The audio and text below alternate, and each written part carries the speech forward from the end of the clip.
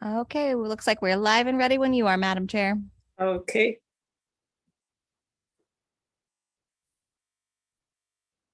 Yeah, my city tablet just froze itself. Now I have to have, it's coming back up. Okay. All right, we'll bring this meeting to order of Monday, July 11th at 6 p.m. And Madam Clerk, if you would read roll call, please. Okay, Councilmember Payton has said she will join us late. And then we have Councilmember Nathan. Here. Councilmember Sweat. Here. Councilmember Rojas. Here. Councilmember Kennedy. Here. And Councilmember Swick. Here. You have a quorum. Thank you. And Madam Clerk or City Manager Rachel, would you lead us in the Pledge of Allegiance, please?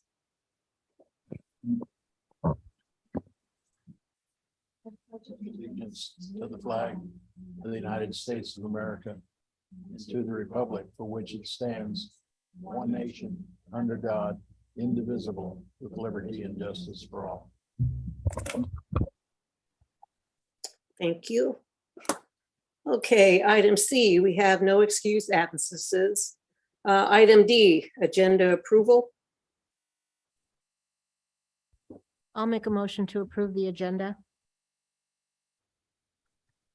Second. All right, all those in favor? That would be Peyton. Oh, she's not with us yet. Nathan, Aye. Sweat, Aye. Rojas, aye. Kennedy, Aye. Swick. Aye. All right, our agenda has been approved. Item E, consent agenda. We have approval of minutes of July 13th, and we have approval of minutes of our regular meeting of June, I'm sorry, that was June 13th and June 27th. We have an ordinance introduction, ordinance 23-02. I'm not going to read the whole thing if that's okay, Madam Clerk. Sure thing. Okay. All right, do I have a motion to approve tonight's consent agenda? Or is there, or does anybody want to move something off of the agenda? Move we accept the consent agenda. Second. Okay, we have a motion by Nathan and second by, I'm not sure who that was. Sweat. Okay, all right. And all those in favor, Peyton, or not here, sorry. Nathan, Aye. Sweat, Aye. Rojas, aye. Kennedy,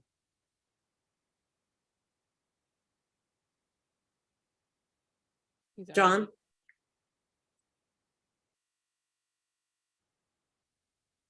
John, are you there?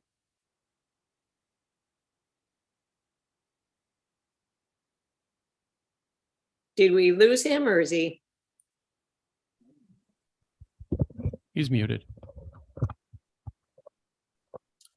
John, you're on mute.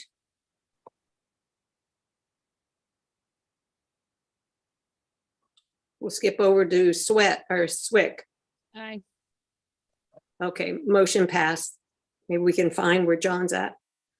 Okay, item F, we have no mayoral proclamations. Item G, public presentation prior notice. Do we have anyone, Madam Clerk? Oh, there you Not are, for- John. Not for prior notice, Madam Chair. Okay, thank you. Sorry, Item- folks. Aye. Okay, thank you. Yeah, I'm sorry. That's okay. Item H, public presentation items not on the agenda. Public has 3 minutes each. Do we have anyone? Yes, it looks like we have a Miss Laurel Hiltz. Okay, Hello, can you hear me okay, Vivian? yep, we can hear you loud and clear. Great, thank you. Well, just want to say a big shout out to everybody for an excellent 4th of July celebration and the days of coming home leading up to that. So 5 days of festivities, and we know a lot of folks working behind the scenes to make that happen. So really pleased with the day, and sure do thank the city for the staff that pitched in to make things happen even that day, out putting booths together and putting out cones and all the things. So thanks to everybody for that part. And I think we're headed into the tug nuts coming to town tomorrow, from what I heard from Layla. The first folks will show up tomorrow, and then the events for the Tug Nut Rendezvous starts on Thursday and goes through the weekend. And on Saturday night will be the Arts Council's Songs on the Slough Saturday night. So that's something to look forward to. Lots of great things happening, and town is still just as busy as ever. So the roll has not slowed down at all. But just from a chamber's perspective, just really thankful for everybody and the hard work that they did to make the weekend fantastic. Thank you.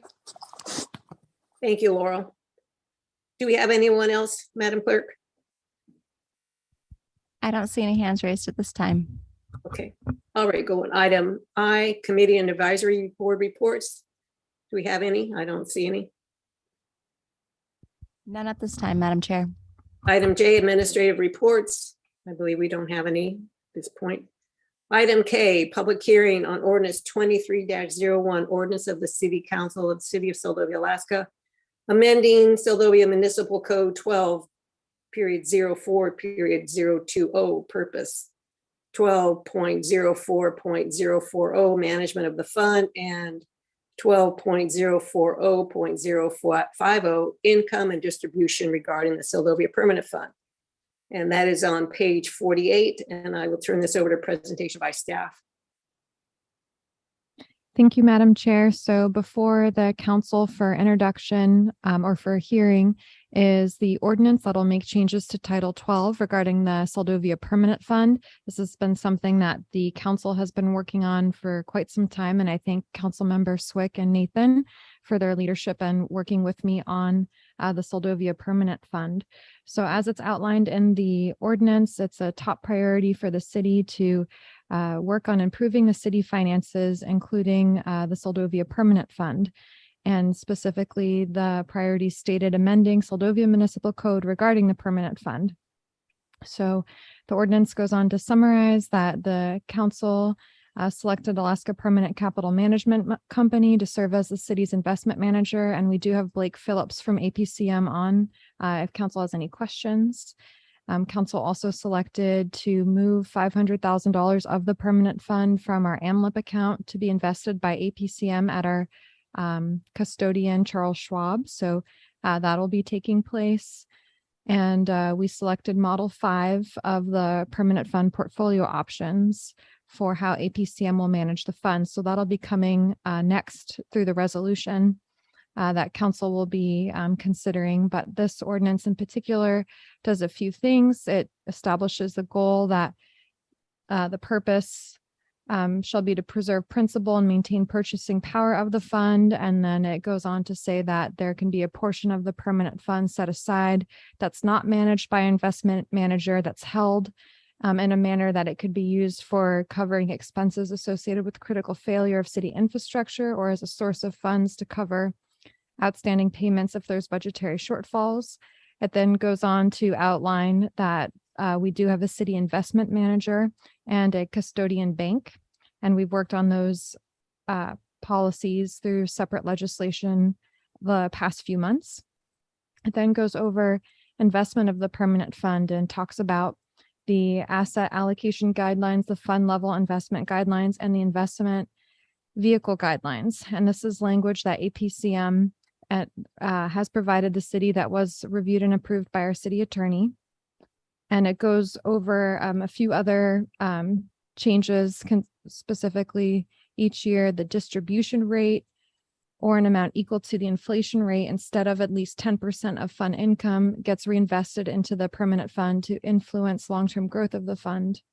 And then it line items some specific parts of the code as they are already addressed through the proposed amendments to the code or have been recommendations suggested by APCM. So I'd like to open the discussion to council, and please know that in your packet you have the email from our city attorney confirming he's reviewed the materials. You have the excerpts from the presentation we got from APCM fall of last year, including the recommended changes to code, as well as what the original code was prior to these suggested amendments. So thank you, Madam Chair. Okay. All right, we'll take it to council. Does anyone on council have questions or comments about ordinance 23-01 or questions? I do, Madam Chair. Yes, go ahead, Jen. So I'm looking at, let's see, where are we at? Page 48, the beginning of it, down, where it's saying this portion of the fund principal may be used for the purpose of covering expenses. Are we using this as borrowing the money to be paid back, or are we, because right here as it reads, it's saying that we could just use that money? I was under the impression that it was going to be there just to borrow in case, so like we did with the kiosks. So does that need to be, I mean, is that the intention, or? Yes, it is the intention that it would be repaid. Okay. Does that And- need to be written in there? Because it seems like we could just use it the way it's written, unless it was somewhere else that it says it's going back. Let's see. So in the old code, there was, here it is. Actually, it's on page 50. If a transaction involving permanent fund principal results in an actual dollar loss of principal and prior years retaining earnings, the loss shall be reimbursed in full from fund income before any additional income may be expended. Does that meet your intent, Councilmember Swick? I totally see your point. At page 50, line 144.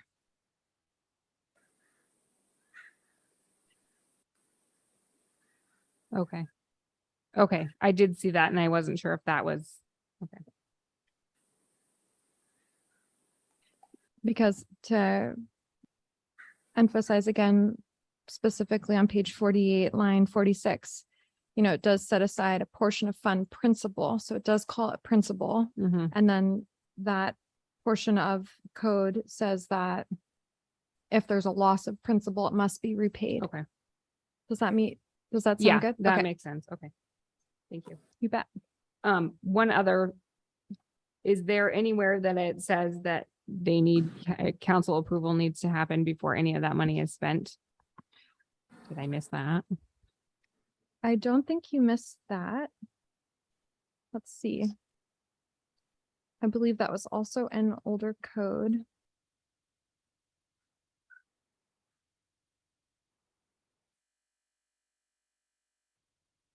So line 173 states, and that's on page 51 of the packet.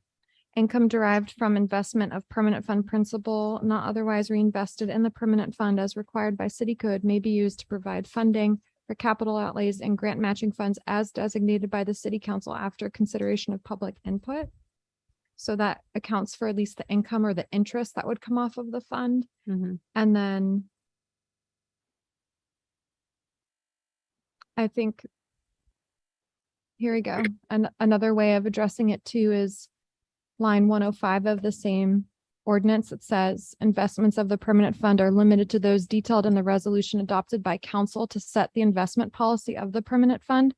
And Blake Phillips of APCM could correct me here, but I think council gives direction and permission of the spending of the fund through the resolution that you will adopt on an annual basis.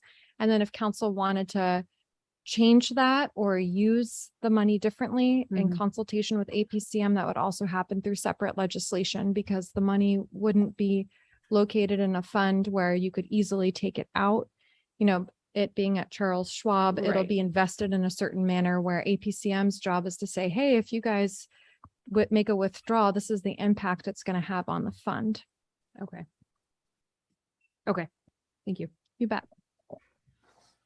Thank you, Councilmember Swick, for bringing those items up. Anyone else? Yeah, Madam Chair, Yes, go ahead. for the city manager, there's language here that treats the interest on the fund differently than the principal also. Is that correct? Yes, through the chair. Yes. Thank you. Anyone else, council?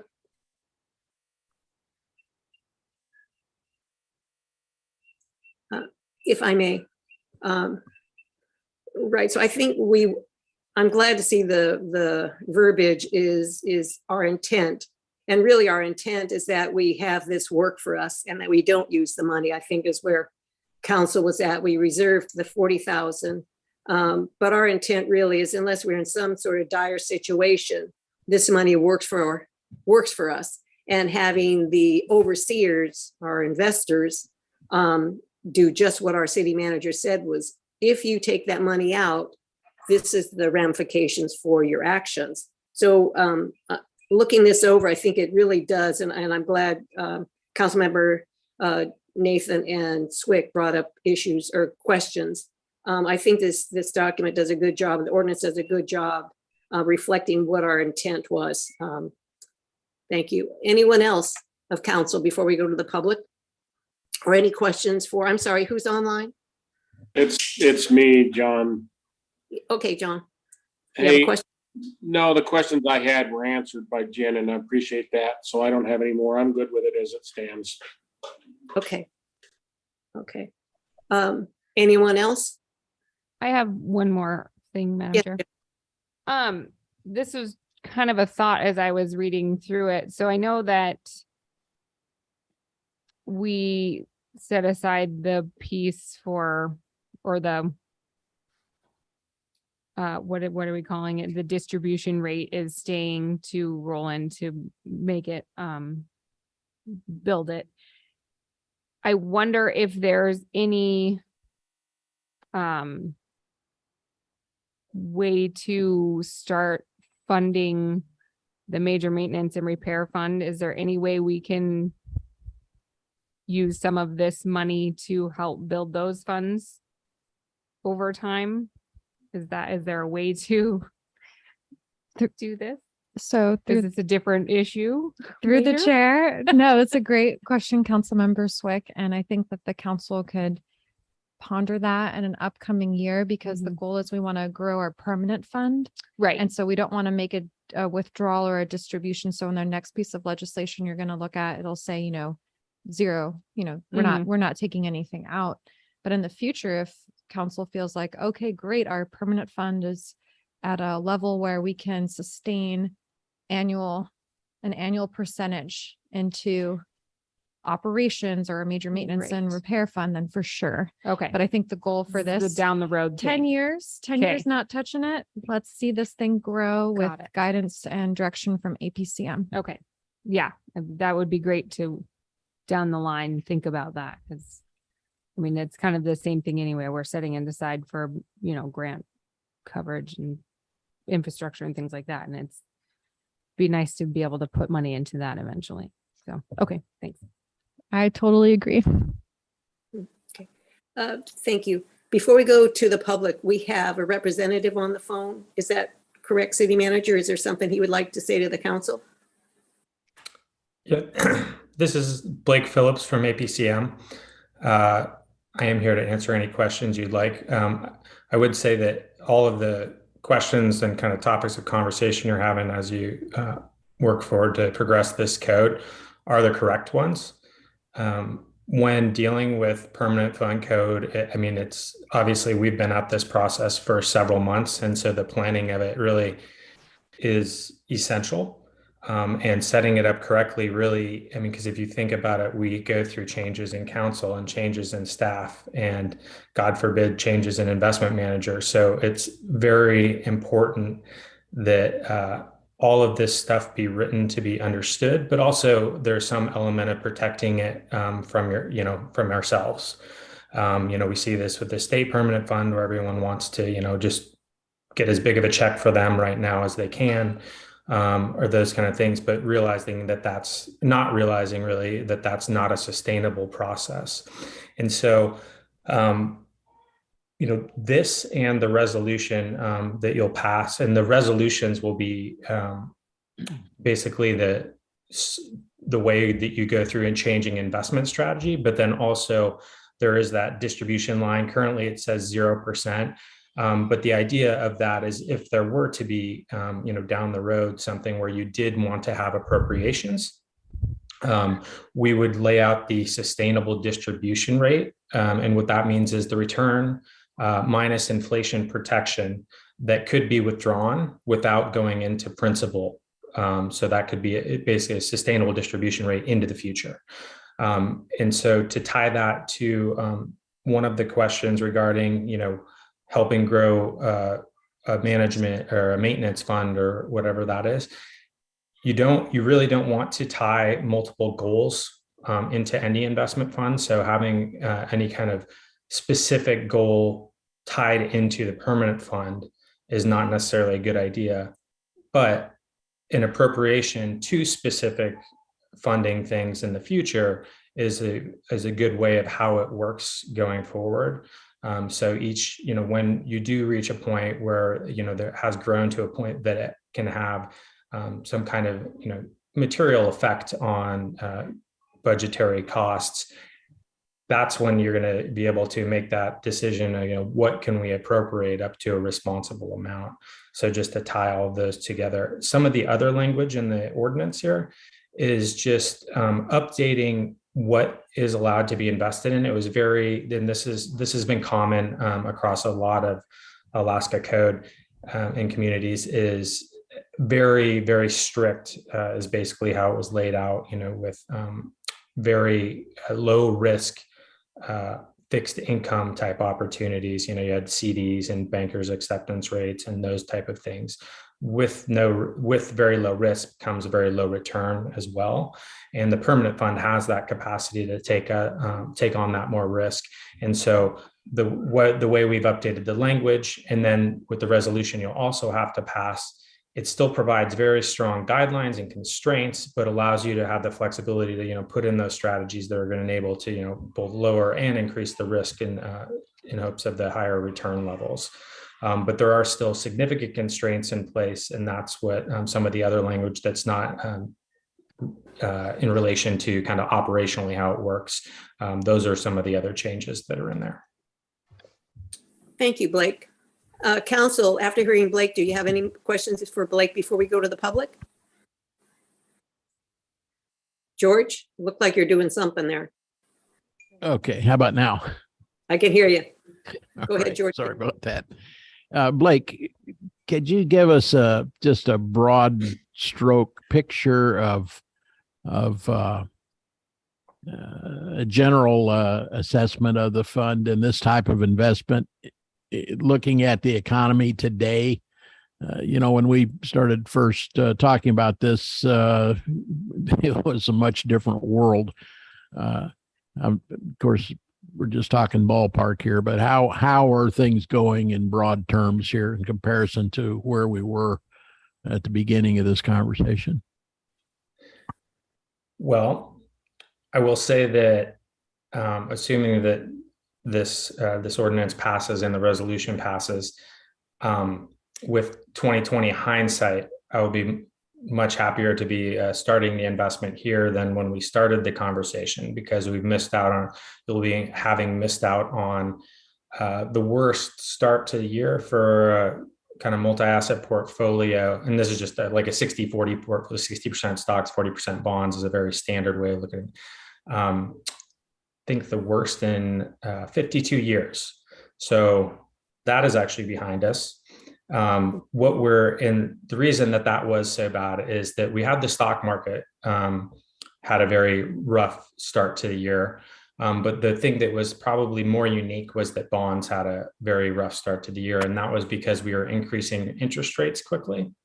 And you had just a very big shift up in rates. We were expecting increasing interest rates, but the shift was extremely fast. And so when you have a shift up in interest rates, the existing bonds value go down. And when you have such low interest rates, you're not getting paid much in the way of yield that can offset that value decrease.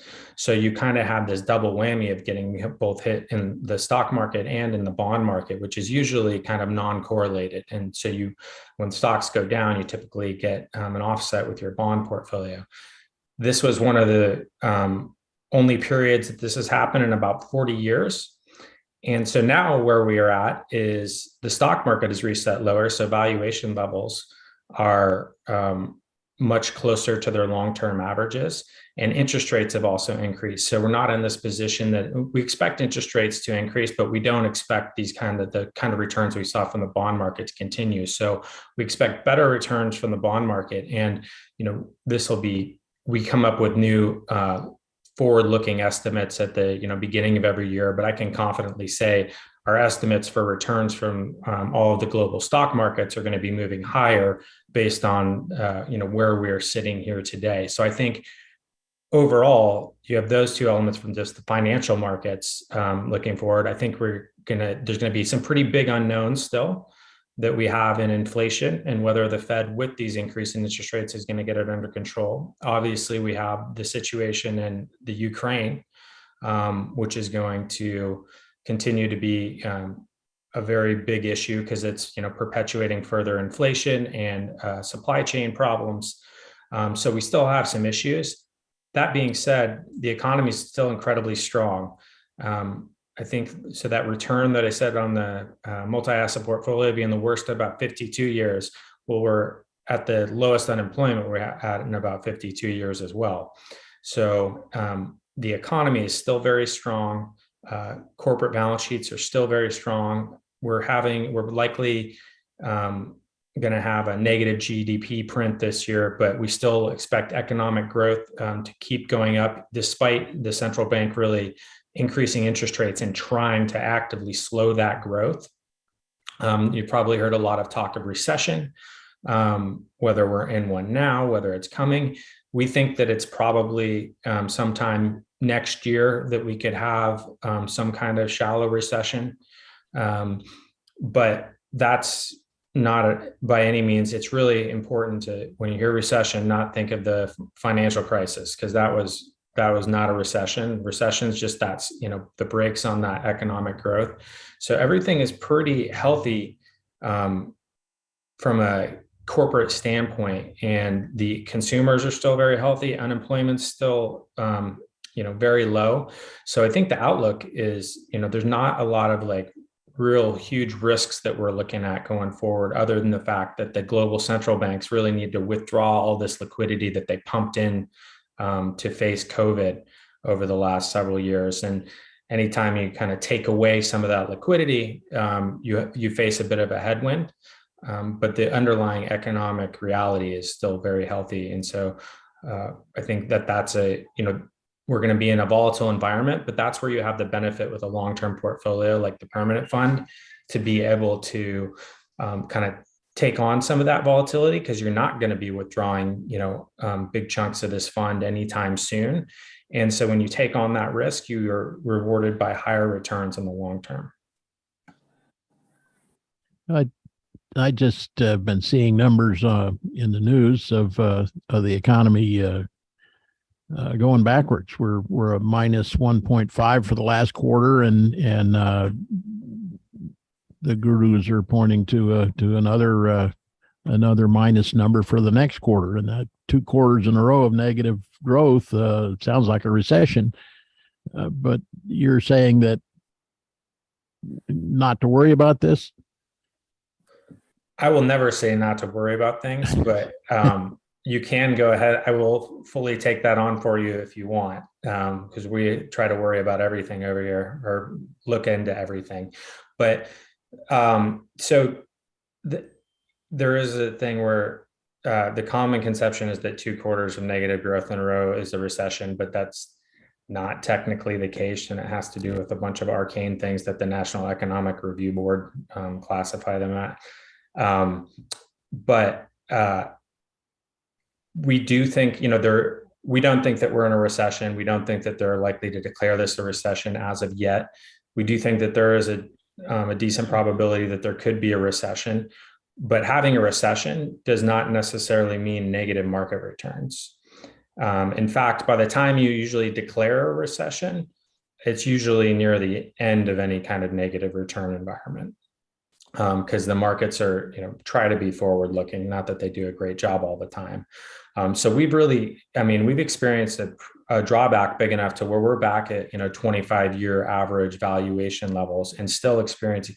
You also have to realize, even though we're raising these interest rates at record speeds, these are still very low rates, very supportive of, capital expenditures and, productivity.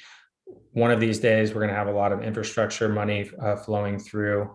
Again, unemployment rate's still very low. And so, we'll probably see some dampening on the housing market. That's already showing up, but that was getting pretty overheated as well. So, there are you can always kind of find some negative things to point to, but overall, when you have corporate balance sheets, consumer balance sheets, and those things generally in very strong places with demand very strong, we just have a lot of supply demand imbalances right now, coming from, we really flipped kind of things, common conventions on the head when we hit COVID, because we went, especially in the US, went from a very kind of service oriented, consumer to everybody wanted everything they could get off Amazon, whether it was, couches or, sourdough starters, and all of the service stuff went out the window. And so all of that really peaked up inflation. Now we're kind of seeing a complete switch around to where services are experiencing the highest inflation and goods are starting to come down. So that is showing that we are starting to see those things roll over from an inflation perspective. And we've also, the one that's probably going to be the stickiest is we've seen wage growth go up, and the wage and energy growth are things that kind of will be passed through. Energy will come back down. Wages are much stickier. And so, but that's mainly been at the low income range. But really, I mean, things are very healthy despite, a lot of the morass we're seeing in the media. Thank you. Council, any other questions for Blake or comments before we go to the public? Okay. Well, Blake, thank you very much for that clear explanation. That was fabulous. Madam Clerk, is there anyone in the public? Not seeing any hands at this time. Okay, we'll go back to action for the council on ordinance 23-01. Looking for a motion.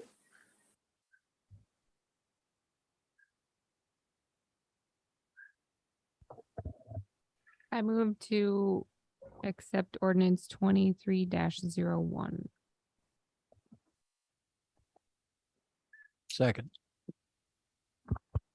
Okay. All right, we have a motion by Swick and second by George. And now we will vote on all those in favor of the ordinance. Whoops, I just lost my. Has Ms. Payton joined us yet? No. Okay. George, Nathan, Aye.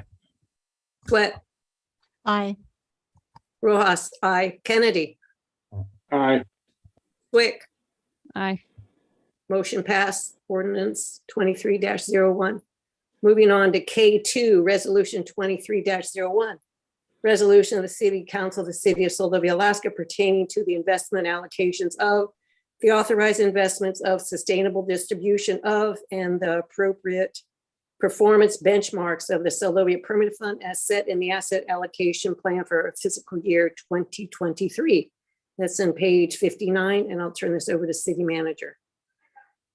Thank you, Madam Chair. So again, Council, we touched on this a little bit with the previous ordinance, but Resolution 23-01 is something that the Council is going to see every single year when we work with APCM to review the strategy that we've set and see if it needs to change for the following fiscal year. So this allows the Council and public to see the different targets for investments, as well as helping give the city a benchmark to judge how well APCM performed on behalf of the city during the fiscal year that the allocation plan applies to. And I would like to turn it over to Blake Phillips in case I left something out or if he has anything else to add regarding this resolution. Thank you, Rachel. So this resolution, which we'll be seeing again, really has, so the code that is really the, I'd say like the foundational pieces, and really hard rock, and the resolution is kind of built on that. And so this is where we're going to be able to change. This kind of defines the different sub asset classes we have. And so you'll see listed there large cap stocks, mid cap stocks, international stocks, different kinds of bonds, and alternatives. And so those are really the different asset classes that we'll be allocating to every year. And we make adjustments around that, sometimes adding them, not very often, but there is continuous evolution in the financial markets. And so anything that could be of value, we will bring forth to be approved.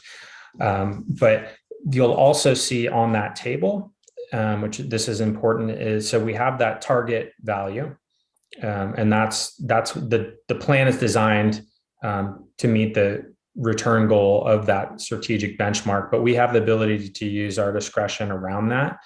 But importantly, you'll see a minimum and a max there. Those still put guardrails on what we're allowed to do. So we can't just get a wild hair and say we're going to put everything in tech stocks this month. We're inhibited from doing that. And so that's important step to have that for any investment manager, to kind of have guardrails around what you're doing. So those different things would be what we would be potentially changing or affirming from year to year. An important other thing, a piece of that annual review is also revisiting the goals for the permanent fund. Right now we're in the kind of the growth phase of hoping to accumulate and increase that principal. But down the road, as that principal gets higher, and you want to start making those sustainable distributions, we'll be revisiting and talking about that and what those distributions look like. When you do hit that phase, we'll do some kind of modeling work and show you kind of what the model 4, 5, 6. These are the different kind of distribution levels you could expect to support with that level of risk. And this is where it looks like that would end in about 10 years. And so those are the kind of, and I'm just saying all of that just to give you an idea, just to reiterate the process that, we talked about, but that was several months back. And then also lower down in there, you'll see, where it defines the distribution to be 0 this year. But when we do get to a point where you do want to make those distributions, we will identify what that sustainable distribution rate is, and to give you some plan, a point to plan around, to say, we can't go above this ceiling without starting to see that we're going to start to see a decline in the fund balance if we exceed that. And so you kind of reaffirm that every year to make sure all of the council is on the same page as to what the fund is doing and why it's set up the way it is, and for the public as well.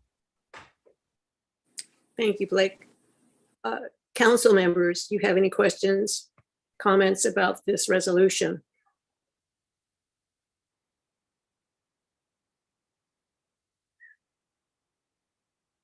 Doesn't look like it. Oh, everybody's good? Okay, yeah, I think we've gone over this, and excellent feedback from Blake on where we're at. If there's no comments from the council, then we'll move to the public before we come back to council. Madam Clerk, anyone from the public? Resolution 23-01. I'm not seeing any hands raised at this time, Madam Chair. Okay, we'll go back to council for action. And that would be a motion. I'll make a motion to accept resolution 23-01. I'll second. I'll second that. There you go.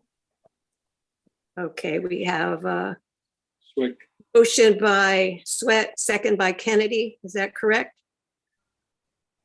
And all those in favor of the motion? Nathan? Aye. Sweat? Aye. Rojas? Aye. Kennedy? Aye. Quick? Aye. All right, motion resolution 23-01 pass. Okay, we are on to item Let's see. Blake, if you're going to leave us, thank you very much for coming to our meeting this evening and helping us out with explanations. Thank you very much. Yeah, absolutely. Thank you all. And if anything ever comes up, Rachel knows where to reach me. So All right. Thank good luck you. with the rest of your meeting. Thank you. Thank you. All right. Item K3, conditional use permit, LSOS. This was recommended by Sylvia Planning Commission on June 22nd, 22. I'll take it to staff for presentation. And Yes, it's thank page- you, Madam. Oh, sorry. Oh, I was just saying it's page 64 for council. Sorry about that. Yes, thank you, Madam Chair. So at the last Planning Commission meeting, which was a special meeting that was held on June 22nd, that was the first time we were able to get the Planning Commission together in many, many months. There was a review of the conditional use permit for a Marie Alsace for beekeeping. And you'll see in your packet that there is a staff report starting on page 64 with findings with general conditions and then findings attached to those general conditions. It's very important when conditional uses are approved or not approved, that findings are attached to support that if anything ever goes to court or in a different direction in the future, those findings are used to support that decision. So there are findings presented in this staff report along with permit conditions, such as, that they shall not keep bees in a manner that is inconsistent with the requirements, that they should manage the colonies in a manner that the flight path of the bees to and from the hive will not bring bees into contact. Most of these are things that are laid out in code. So this just follows that they will continue to follow code and will comply with the terms and conditions and requirements of the Seldovia Municipal Code. The Planning Commission did recommend this for approval. They just didn't have 4 members at the time, so they were not able to approve it themselves. So it needs to come up to the council as the governing body for that approval or opposition. And the only thing that I'll really think that should be pointed out that's a little bit different about this request is that there is a part of the code that specifies it says the colonies shall be managed in such a manner that the flight path of bees to and from the hive will not bring the bees in contact with people on adjacent property. To that end, colonies shall be situated at least 25 feet from any lot line not in common ownership or oriented with entrances facing away from adjacent property, or placed at least 8 feet above ground level, or placed behind a fence at least 6 feet in height and extending at least 10 feet beyond each hive in both directions. There is one hive that doesn't meet all of the requirements in that it's only about 17 feet from her back property lot, but the lot next to it is a very narrow vacant lot that she has specified on page, let me find it here, 68. You'll see a note, a memo that speaks to that the applicant's response to the above mentioned condition is stated as following. The hives are facing Steve Pollock's subdivided lot. The part the bees are facing is about 18 to 20 feet wide and will in all probability not be built on. So the 17 foot of her property plus the 18 to 20 feet of theirs equals approximately 35. One of the entryways to the hive is oriented towards this undeveloped property.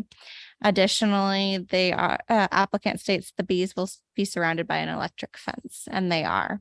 So it is included under permit conditions that the permittee shall move the south-facing hive to face either the eastern or western boundary in the event that the vacant facing lot becomes occupied during the life of the conditional use permit, or that the permittee shall move the south-facing hive to face either the eastern or western boundary to comply with 1820-095 G1. Thank you, Madam Clerk. Council. Do you have any questions for our clerk or comments about this request? I have a question. So sorry, Heidi, I guess I didn't hear exactly what you said. So what is that, the property that she's talking about that she thinks may not be developed, that will be developed? And she would have to move the hive to face a different direction. Or she could, I mean, there's a number of conditions, so that would probably be the easiest, is just to turn the face of the hive. But the other items that she can do is to place it at least 8 feet above ground or behind a fence that's at least 6 feet in height, extending at least 10 feet beyond. So there are other options that she can do. Right now it's facing this vacant lot, but if she turned it or made a fence or put it higher above ground level, she would be in compliance. Yeah, I saw that. Okay, so, and the Pollocks are okay with that? Public notice was sent out to everybody within 300 feet. She did state that she's spoke with most of her neighbors in the area.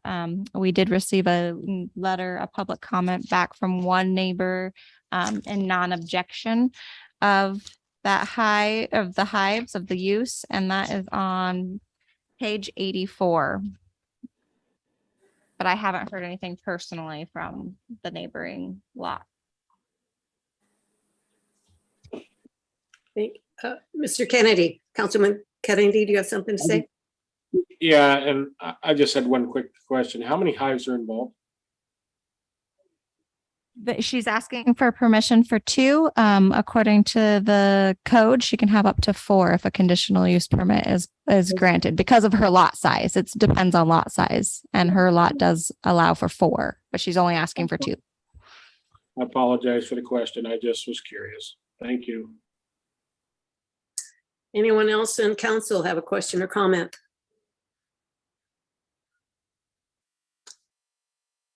It looks like staff is recommending, the planning and zoning recommended to recommendation for this. It looks like the staff is recommending, and it looks like she has followed all considerations for the application. If council doesn't have any other questions, we'll go to the public, if there is anyone.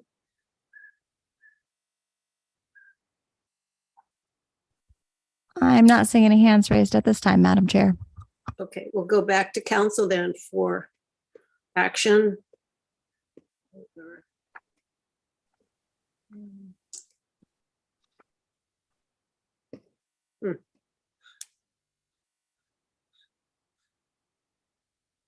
I move to approve the conditional use permit for Marie Elsass. Does that work?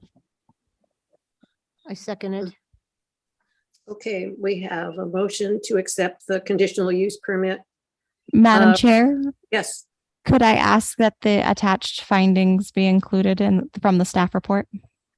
yes.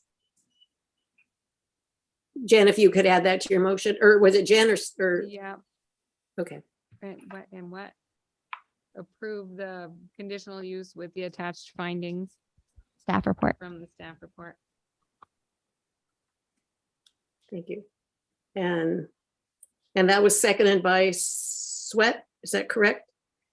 Yes, do I need to second it again?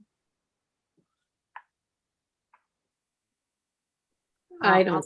I'll second it again. Okay, thank you. All right, we have a motion to accept conditional use permit. And now we'll vote. George Nathan, Aye. Sweat, Aye. Rojas, I, Kennedy, Aye. and Swick. Aye. Okay, motion passed. Going on to L, unfinished business, we have none, looks like. And going on to item M, new business. Item 1, harbor parking proposal, city clerk, and that's on page 85. Yes, thank you, Madam Chair. So this came about after the last city council meeting. There was discussion on potential paid parking in the harbor parking area, and support was spoken for there be for there to be long-term parking, 30-day parking, but not necessarily short-term. So with that proposal, staff, myself, just wrote up in the fee schedule what it could look like. Of course, any changes could be made, but there's a report on page 85 that just shows for council consideration amendments in the Seldovia fee schedule to allow for paid 30-day parking of vehicles on city lots. And those changes are on page 3 and 7. There, I also took the liberty of doing some additional amendments that needed to take place that were not related to parking, and just wanted to show that. With that, we've been working on signage for the launch ramp and harbor parking lot areas prior to even the discussion, and have some mock-up signage examples and language. Those would still need to be changed and worked on if this was approved, or potentially kept the same if it's not approved, for what those sign mock-ups look like on page 86. Next steps, if it is approved by council for the 30-day parking proposal, then an ordinance can be introduced at an upcoming meeting to amend the fee schedule as shown. Signage would be ordered, and then the collection of 30-day parking fees could begin upon the enactment of the fee schedule and public hearing. There still needs to be consideration given for further discussion on the management of the AMHS staging area, lots 3 and 4. The small and large boat ramps, and day parking and secondary parking for campers, motorhomes, or travel trailers as shown in Seldovia Municipal Code 10.16.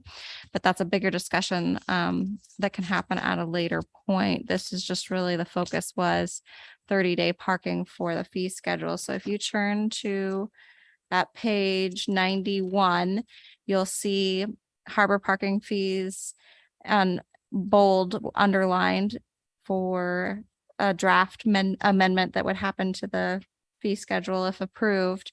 And it has harbor parking standards. It states that the city of Seldovia offers 30-day parking for vehicles in parking lots 4, 5, and 6 of block 10 of waterfront resub number 1 in the harbor parking area.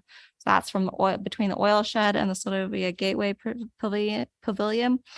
It reiterates that the users shall register with the harbor master. That's anybody utilizing that area that is specified in code and should already be occurring, and specifies that it's designated short-term parking from the area between the harbor master and harbor master's office and the oil shed. So the where the approach ramp is, that lot is short-term.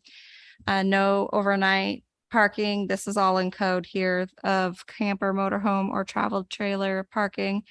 That further discussion, it is day parking. The long-term 30-day parking is day parking for these vehicles. So it'd be great to just have a broader discussion in the future about where these recreational vehicles and commercial vehicles should park during the day, during night.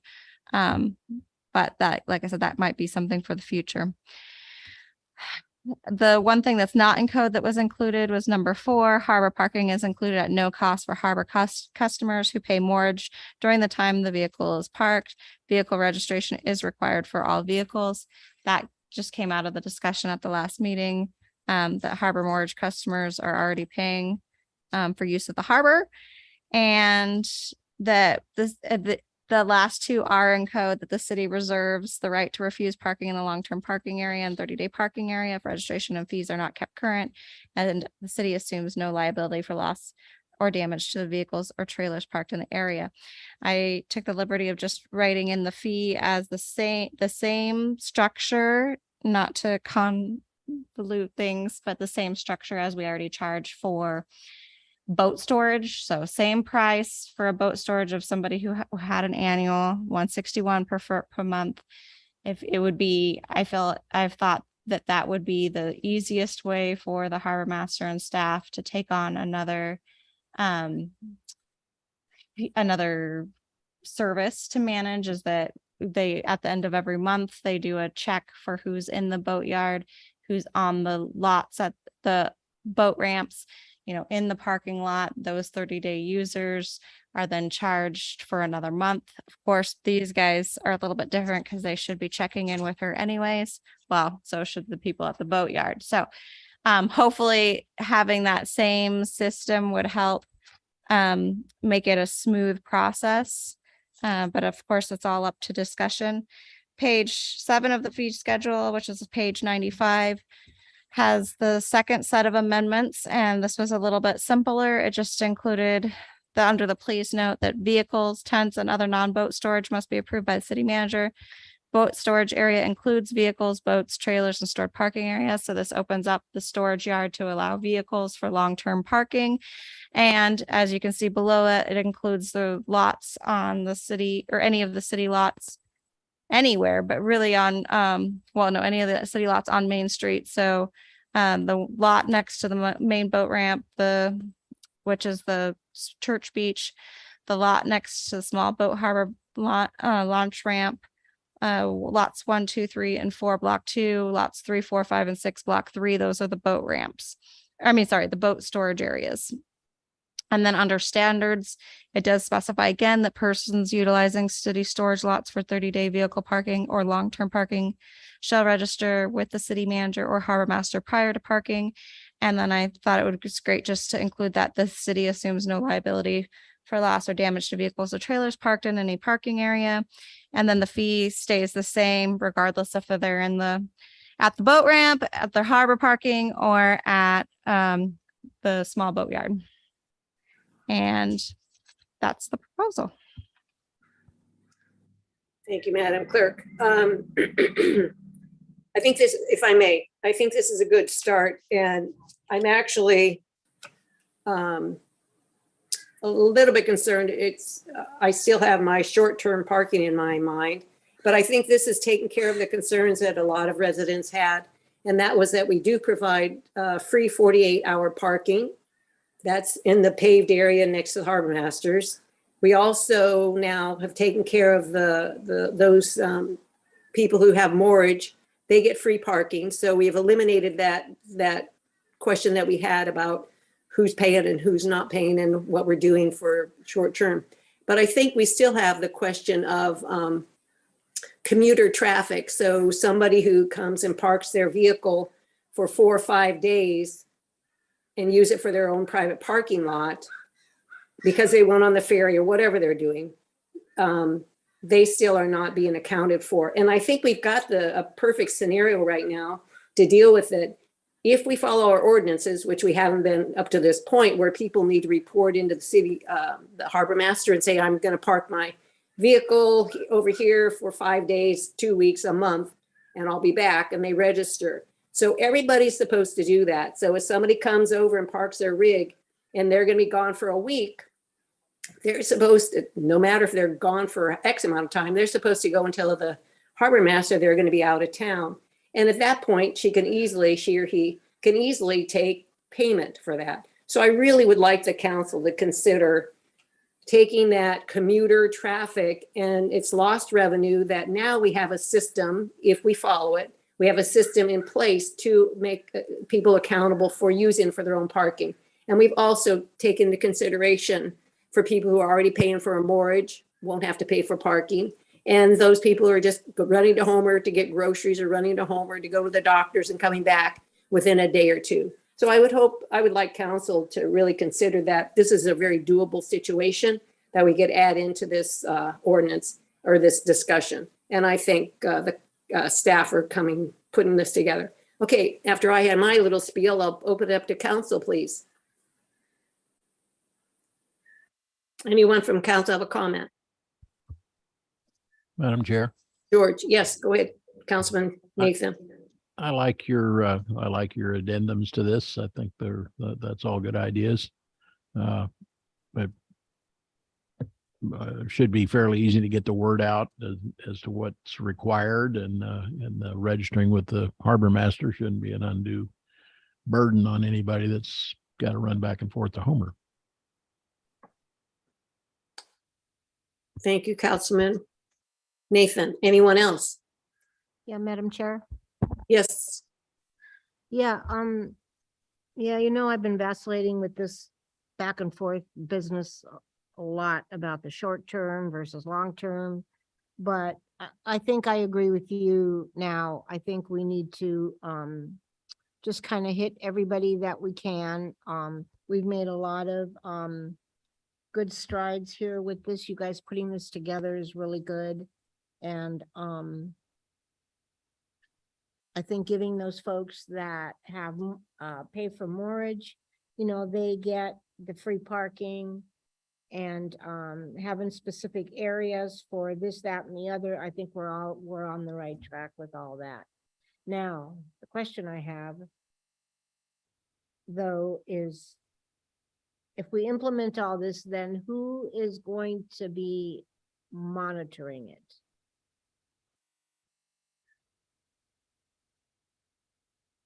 Anybody?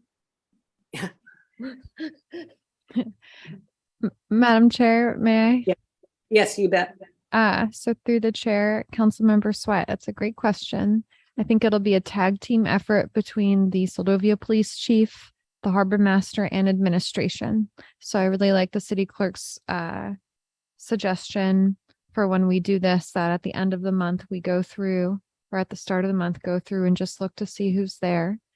People have been really receptive to the notices that we've started putting on the boat trailers that are just left at our storage ramps. So, hey, this is a fee area, make sure you pay. So if we notice that someone's there, a repeat offender, and hasn't been paying, we'll just start soft and gentle because it's a new process for Soldovia. So I think it'll be a team effort. And especially during the summer when it's really busy, figuring out who would be the best staff person. So similar to the parking at the launch ramps, we're giving notice that's saying, hey, this is a fee area, come pay, and just trusting that people will come to us. So that might be even the beginning of this too, is putting notices on cars. Hey, this is 30-day parking. If you're going to be here for a month, greater than 48 hours, please get a pass. If you're going to be here longer than 3 months, long-term parking is in our boat storage yard. So it's a start. I don't know if that answered your question or not. Yeah, It'll be yeah, well, I a team kind of effort. figured it was going to be hit and miss for, you know, to start with. So, but that's yeah, that'll work. I mean, we have to start somewhere. We've been talking about this for like ever, and I'm glad to see it finally happening. So thanks. Thank you, Ms. Sweat. Anyone else on council? Comment? Question? Yeah, I do. Yep, I've Go got a ahead, comment. Councilman Montgomery. Go ahead, Kennedy. No disrespect intended. Yeah, no disrespect intended. I appreciate all the work everybody did on this effort, but I still am not in favor of it, any fee raises. Okay. Let's see, I was going to say that the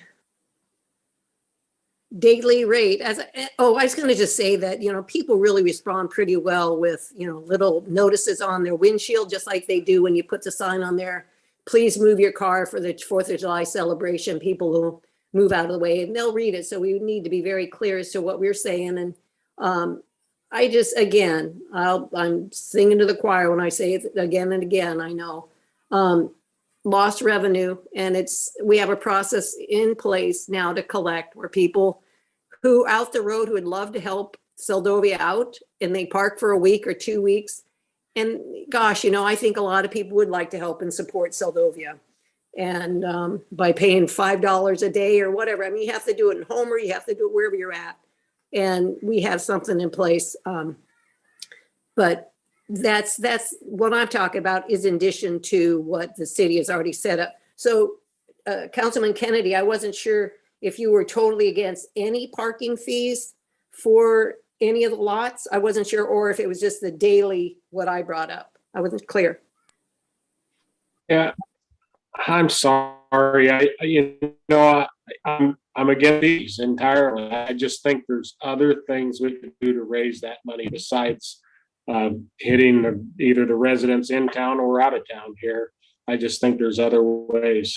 And of course, there's different evenings for that. I'm just not in favor of it. No respect intended. I'm just not. Yeah, Hard work everybody's done, but just not the right avenue. concerned, it's counterproductive. So, Yeah, you were cutting out quite a bit, but I think we got the gist of what you were saying. I think so, yeah. Okay, back to council. Yeah, Madam Chair. Yes, I'll give, Ms. give Quick. my 2 cents. Obviously I already drew my party line here, so, I just have so many questions reading through these. So we're saying that anyone that's going to be there for more than 48 hours has to pay for a whole month. Is this what this goes to? So I think it would be, sorry, if you don't mind, Madam Chair. Yes, go ahead. I was envisioning it was just people that wanted to park for more than 2 weeks, really. If you're going to be there, it's like the boatyard. If you're in the boatyard or at a ramp for more than 15 days or more, then it's a month. If you're there under, then we don't charge you for it.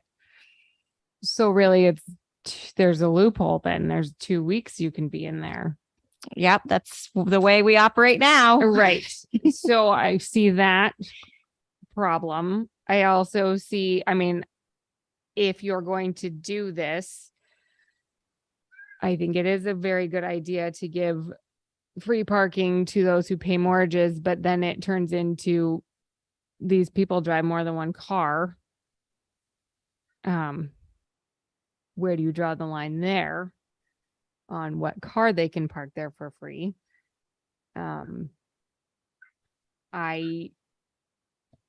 So then can you park in the long-term parking just for the day? I would assume you can. That was my assumption, is that anybody could park anywhere, but if you wanted to park long term, you were in long term. If you, or over 48 hours, then you're in long term. If you want to park for a couple of weeks, then you're a 30-day parker, but there still will be the regular daily traffic. Right.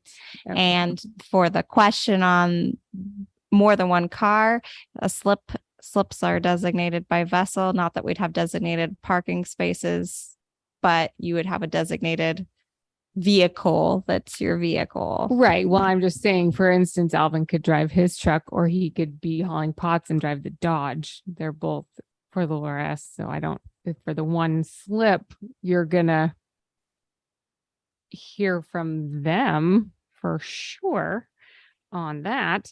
And I feel like the per foot, I see where you think it would be easier. I feel like it would be more annoying. I know in Homer they do up to 20 feet. I mean, boats are all over the place. So I get that there's a per foot for boats, but cars are a little more standard. They do what, up to 20 feet in Homer. And then after that, not that there's not things that are longer parked over there pretending they're 20 feet, but if there was a fee, I feel like it would just be a flat, you're parking your car here. And same thing would go for, isn't there a different, it's like per square foot or something for the yard for other than boats? Yes, correct. That goes for vehicles that are parked in there right now? Yes, Or- because we don't have a vehicle. Right. So if there was a vehicle parked on there, it would be considered a non-boat storage. It says including tents to cover boats, and that's 53 cents per square foot Right. per month, So which if you add that up, yeah. I see where that goes for like tents, but, or I know there was some Connex deals there, but I think that's over. Maybe if we're going to promote the long-term parking, maybe look into an actual vehicle rate for down in the long-term, whatever in the, maybe that's something to look into. yeah, and that's shown in the amendment with that 161, but that could be changed to a flat rate. You know, that's a great suggestion. And even if harbor parking didn't pass, that's probably something that should still be considered to bring forward in the Yeah. future. That way, Because I that- don't think that people read that and think, well, I'm going to pay for the square footage in my car and park it. It's kind of interesting. And then of course, the towing, who's towing these cars out of there if they don't pay their fees? Do we have that capacity? Are we allowed to do that? Do we have to hope that someone starts a towing company? We are allowed to tow. We can tow. I don't think that's the business that the city wants to be in, but it has happened before. Okay. Is that Public Works? Obviously it's Public Works. And we would take them out there. Through the chair, it's a combination of the police to do impound noticing and then Public Works to move the vehicle into the storage yard, which is where we've been putting impounded vehicles because it can be locked. Oh, gotcha. Okay. Yeah, okay. My vote is still a no, but those are some of my reasons why. Thanks. And thank you, Councilman Swick. We've got towing is already in our ordinance about how we address that. Well, I'm looking at the tables right now and I'm not seeing that there's enough votes to pass this, even though I think we need to have more discussion. So Madam Clerk, perhaps if we had, I hate to do this again, but, or the council, if we put this to our next meeting and maybe Councilman Peyton would be on board or some more questions could be answered. I mean, this is all open to council to tell me what you think about finding lost revenue. It is easy to me. This is like a no-brainer, and I'm sorry to see the council is not moving forward with it instead of stagnating over and over again. It's disappointing. And I think we have something that, and we need to actually, it's on the books already. Everybody parking in the parking lot, in the both the paved and the unpaved are supposed to be reporting to the harbor master. That's in our ordinance already. And we've not lived up to our ordinance. And if we're going to keep on putting this aside and not doing anything about finding lost revenue that's right in front of our faces, I'm really disappointed. And I think that we need to step up and let people help who want to help us out. And there's a lot of questions, but a lot of these questions are already taken care of. The towing, that's already in our ordinances. And the 2-day parking, we accommodated for people. Anyhow, I will leave it up for the council to decide what they want to do with this tonight. But Madam Chair, if you could, Madam Clerk, if you could explain to me if we let it go and we ask for you to refine or come back at our next meeting with more information of what you've heard tonight, where do we go with this? To actually not let it die unless council. Right. Okay, I'm Yeah. sorry, go ahead. So according to Robert's rules, if you postpone indefinitely, that's what kills it. If you just postpone it till the next meeting, then it can come back at the next meeting as unfinished business, or even if there's just no resolve for it this evening, it can come back as many times as council wishes, as long as there's support for that to be brought back. Okay. Okay, thank you, Madam Clerk.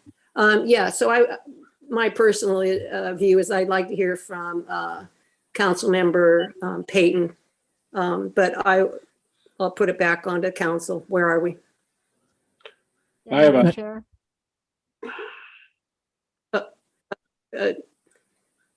Councilman Kennedy, go ahead.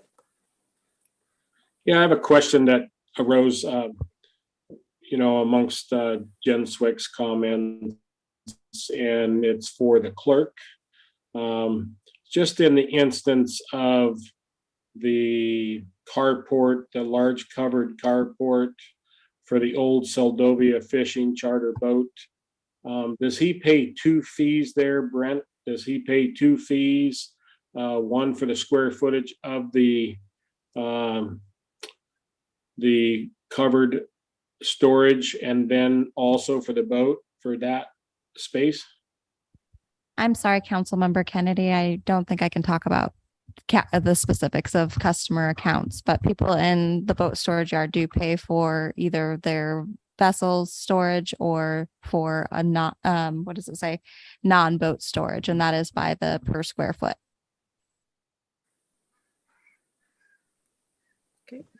Thank you, Madam Clerk. John, I think you might have froze up. I'm not sure. Anyone else? John, are you done? So we, You're froze up. Madam Yes. Chair, Yes, go ahead, Councilmember Sweat.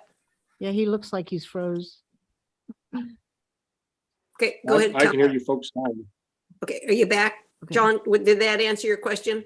No, Nope. the question I had is, so are both fees implemented or just one?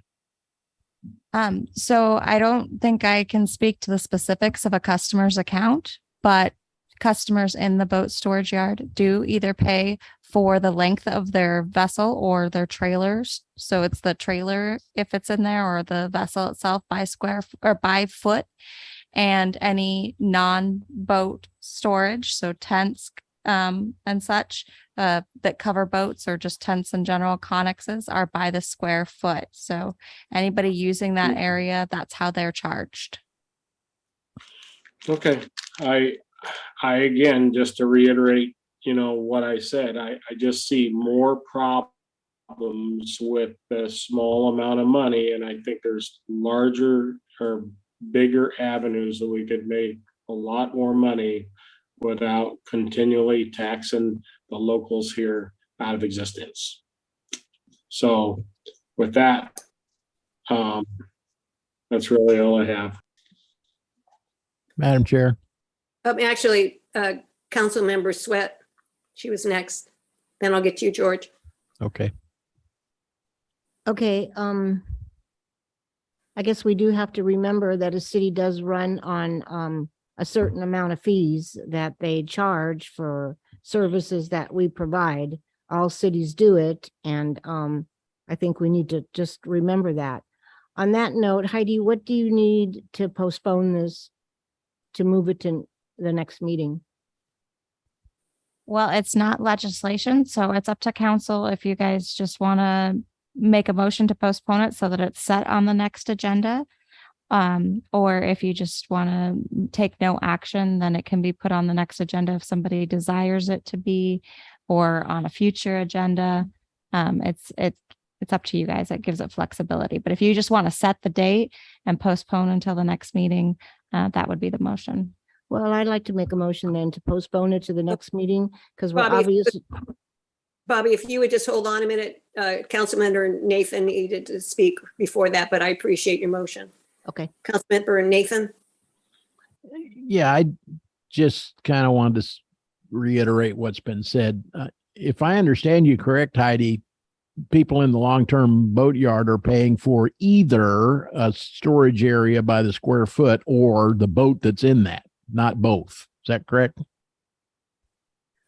Right. So it'd be the square footage for a covered area or a tent, or if there's a boat that's not covered or a tent, it's by the foot. Right. Okay. That's one thing. The other thing, we just need to use a little common sense here. I think we're straining at gnats. This is basically a good plan.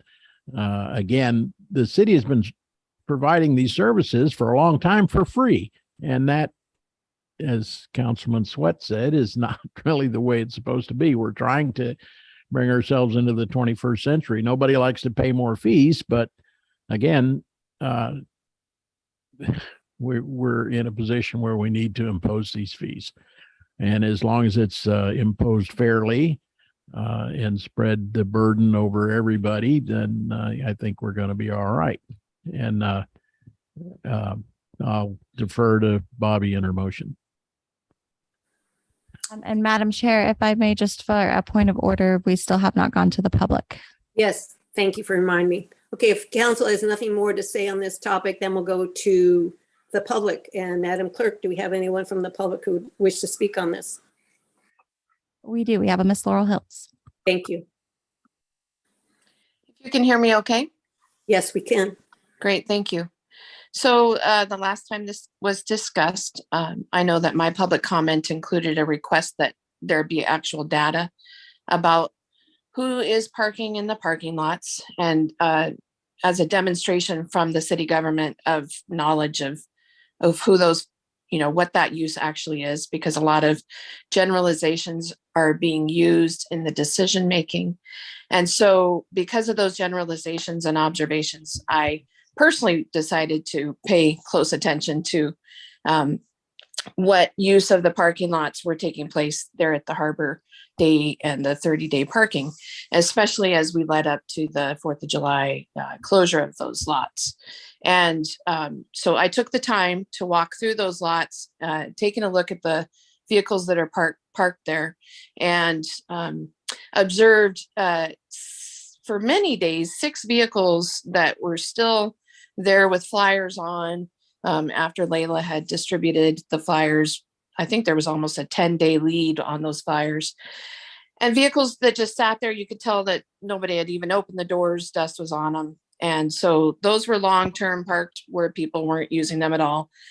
And then the predominant parking was people whose vehicles were in and out almost on a daily basis. And consistently vehicles for people who have residences around Seldovia Bay, who fish commercially or sports fish out of Seldovia Harbor, who or people who are transiting for commuter travel to Homer and back. And there was a marked absence of vehicles that were parked there beyond even a day for people who were commuting. And so it's strange for me to hear it stated a different way, but I understand that's, again, observation, and having actual data, I think, has value. So I would request that the city bring forth data before making a decision. And then for me, again, going back to additional taxation, the statement that a service is provided for free within the city of Seldovia is it's a confusing one for me as well, because I'm a property owner and I'm paying property tax. So, and I purchase things in town and I'm paying sales tax, and those taxes all get put towards the city budget. So nothing I'm getting is coming to me free. But what I heard Layla say very clearly the last time this was brought forward a few years ago was that the amount of time that's going to take to manage this is going to be more expense than the income of the fees for parking. And so again, without data, I don't think you can drive this decision making in an effectively fiscally wise way. So I'm strongly opposed to the issuing of parking fees. Thank you. Thank you, Laurel. And just so you know, I totally agree with you. I totally agree that data from last year, 2 years ago, however long we've been dealing with this, it would have been nice to know how many people were parking for what reason and how many people were here for whatever. The data would have been very, very helpful to help us make decisions. I totally agree with you there. But I don't know if you heard or not, but we do have 48-hour parking that is totally unhammered. You don't have to pay for 48-hour parking. I'm looking down at the harbor right now and seeing vehicles that have been there for days. And people, and you're absolutely right, there's people who live across the bay who use it to park. And it's, I think they wouldn't have any problem paying for having a place to park their vehicle safely. Anyhow, but I agree with you about the data. Would have been great to have data.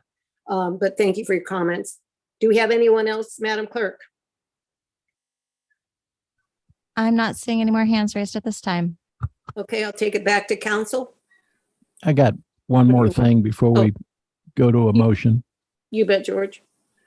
I think I would respond to Laurel. I think that's an excellent idea. We do need some hard data, and maybe Laurel would volunteer to actually help us provide that data by finding out the registered owners of the vehicles that are coming and going out of the harbor, and maybe interview the folks that are parking there and asking them what are they doing? Are they coming and going to Homer? Are they sitting there for 2 weeks or whatnot? If we want data, that's a good idea. Let's get some data, but let's see that it actually is substantive data that we know what it means. Thank you. Thank you, George. Again, back to council. What are your wishes? Bobby, I'll go back to you.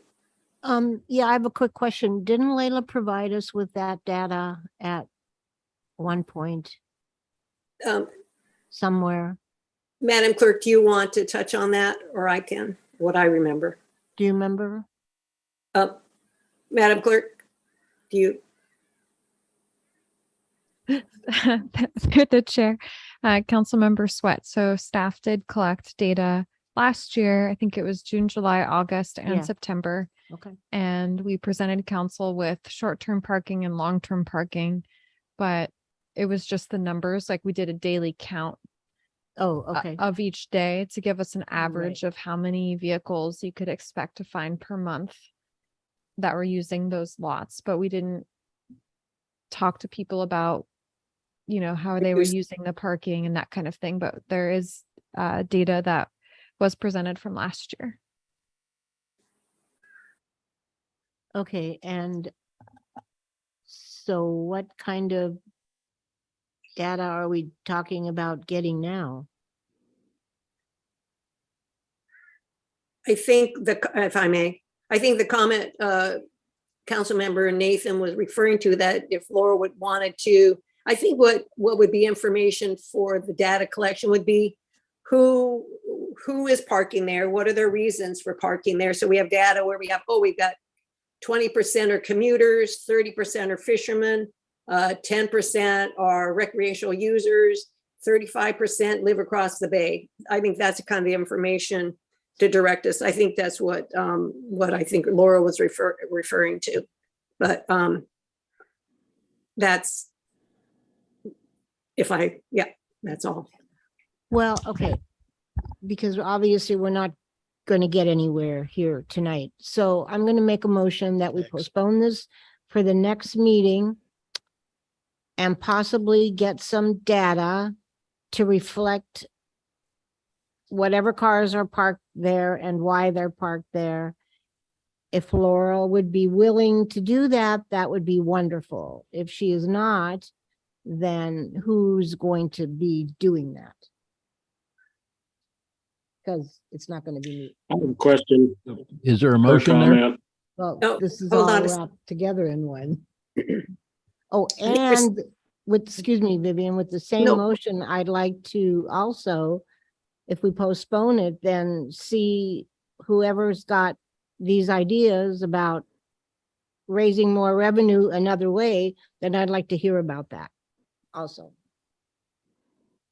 Okay, before we take a vote, or before I get a second, which I'm not sure if I've gotten a second yet, Councilmember Kennedy, you had one thing to say, you had something to say? Well, I would agree with Laurel on many factors there. Our own harbor master has stated that it isn't that worth the time that it's going to cost her for the revenue we're going to raise.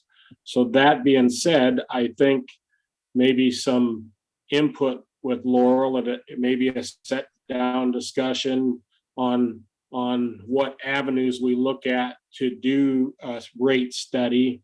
But I think we definitely need a more comprehensive rate study to see how much money could be raised, then we could compare it to other avenues. But at this point, I don't see enough data to even be making a decision here.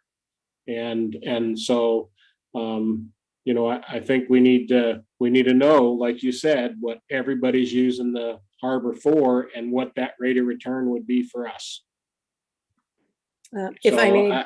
As far as I'm concerned, it's a dead in the water issue until we have the information we need. Yeah, I would say that the numbers that Layla came up with, I think we all talked about at one of our council meetings, many council meetings. And that was, if we can make $5,000 is a chunk of change, no matter what. So I think, I don't really think that we need to go into a study and have our we've been studying this, talking about it forever. And to me, it's something that we can obtain without thinking about it over and over and over. Do we need to refine it and talk about it again? And as I said, have all of our council members here? Yes, I believe so. And Madam So- Chair, I think we have a motion on the floor. Yes, we do. And so did I get a second? I second it. Okay. All those in favor to put this topic to our next meeting? I believe, was there anything else? Did I miss anything else, clerk, on that? It was Oops. moved to postpone until the next meeting to get some data of who was parking there and to hear ideas of raising revenue another way. Okay. I'm trying to get back to my thing. Okay. And so that motion, we'll take a vote. Okay. Peyton is still not with us. George, Aye. Sweat, Aye. Rojas, aye. Kennedy, Nay. Wick, No.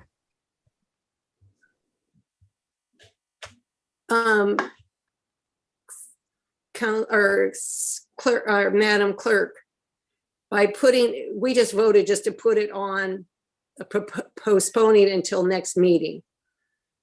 Correct.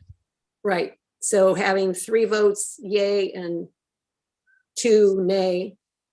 Right. So the motion failed. It could still be brought up at the next meeting if there was new information to be brought forward with it, which was the request for it, or at a future meeting, even farther in the future, should that more information be available to be presented. But as it stands, it failed to come up at the next meeting. Okay, so a council member could actually request it to be put on with a change? Correct. Okay. All right. Okay, thank you. Okay, moving on to item M2, participation in the Kenai Peninsula Borough upcoming land sale auction, city manager, page 110. Thank you, Madam Chair. So I'll just quickly go through this memo that is on page 110 in your packet. So the overall recommendation is that Soldovia City Council approve of the city's participation in the borough live auction land sale scheduled for August 13th for the disposal of parcel number 19201907. This is the city parcel that's located in between the value added building and Sisbury.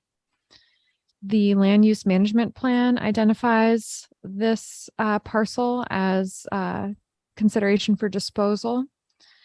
Our budget is balanced this year with the assumption that we're going to make $50,000 from a land sale. The city is currently working with the borough to explore the disposal of public property that borders borough property, but this is separate. So what we're working on with the borough is a non-competitive land sale. This opportunity for a live auction sale is the disposal of a city parcel through a public process. So the public could purchase this lot. This lot has been listed by the council for lease in the past. So in December of 2017 through ordinance 18-04, council approved of the lease of the lot for a beneficial new industry or economic development business opportunity. And so from 2017 to current, the lot has not been leased. So that was an attempt from the council to support economic development activities. And in the past, the most recent past of like a few months ago, council has expressed interest of the city disposing of viable properties. And so out of all of the lots identified and reviewed by staff for disposal to the public, this lot was the #1 recommendation, given there is accessible water and sewer. Even though we're going to have to do some drilling or because there's rock in the area. So that will be something that we'll have to factor into the net revenue gained from selling this lot is the upfront investment in installing water and sewer. But the lot has an assessed value of $99,400, and the borough realty specialist has offered their assistance in coming up with a minimum bid amount if council wants to do the live auction sale. So a little bit of history on this lot. The city got it in 2002 through a bankruptcy trustee's deed. It's 0.34 acres or a little under 15,000 square feet. It's on the waterfront and zoned industrial district. Per the code, this district is located and designated to provide an area suitable for the development of a viable industrial base for the community. Land adjacent to the shoreline and located in industrial zone shall be reserved for water dependent and marine uses. So it's important for the council to know, I'm sure you guys already know, that any development of the lot will have to go through our building permit process and make sure that the requests for developing of the lot are aligned with Seldovia Municipal Code. So how did this option come before the city? In discussions with working with the borough to dispose of city property abutting borough property, the land management officer, Marcus Mueller, said, hey, the borough has this sale coming up. It's a live auction sale.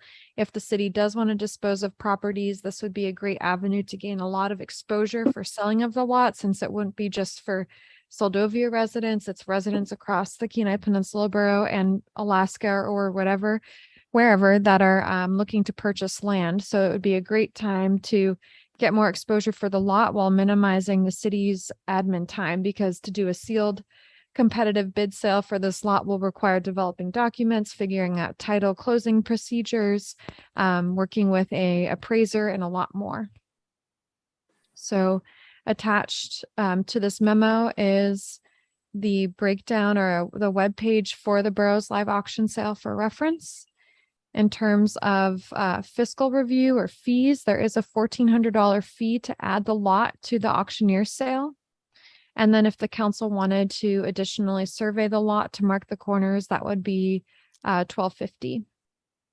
The terms of the land sale auction require the buyer to pay all title and closing fees related to the transaction. In addition, buyers will be required to make a down payment of 10% the day of the sale for in-person buyers and within 5 business days for winning bidders participating online. Something regarding this lot disposal process is the city can require it be all cash, or have all these options of cash, do a traditional banking method, or do owner financing, which I'm exploring with Wells Fargo, our bank at the city, to see what that would look like if the city would like to offer owner financing for the slot sale. So alternatives, if council does not want to do this, alternative number 1, we can decide not to approve of the city's participation in the live auction sale and not move forward with the disposal of the lot. Alternative 2 is that the council can decide not to approve of the live auction sale this year, but consider the city applying next year during fiscal year 24. The city can decide to sell the lot through sealed competitive bid during this fiscal year, with staff preparing the sale documents. The goal would be that the documents are ready by spring 2023, and an appraiser would be hired to determine the minimum bid amount, with a fee of $2,000 to $3,500 to conduct the appraisal.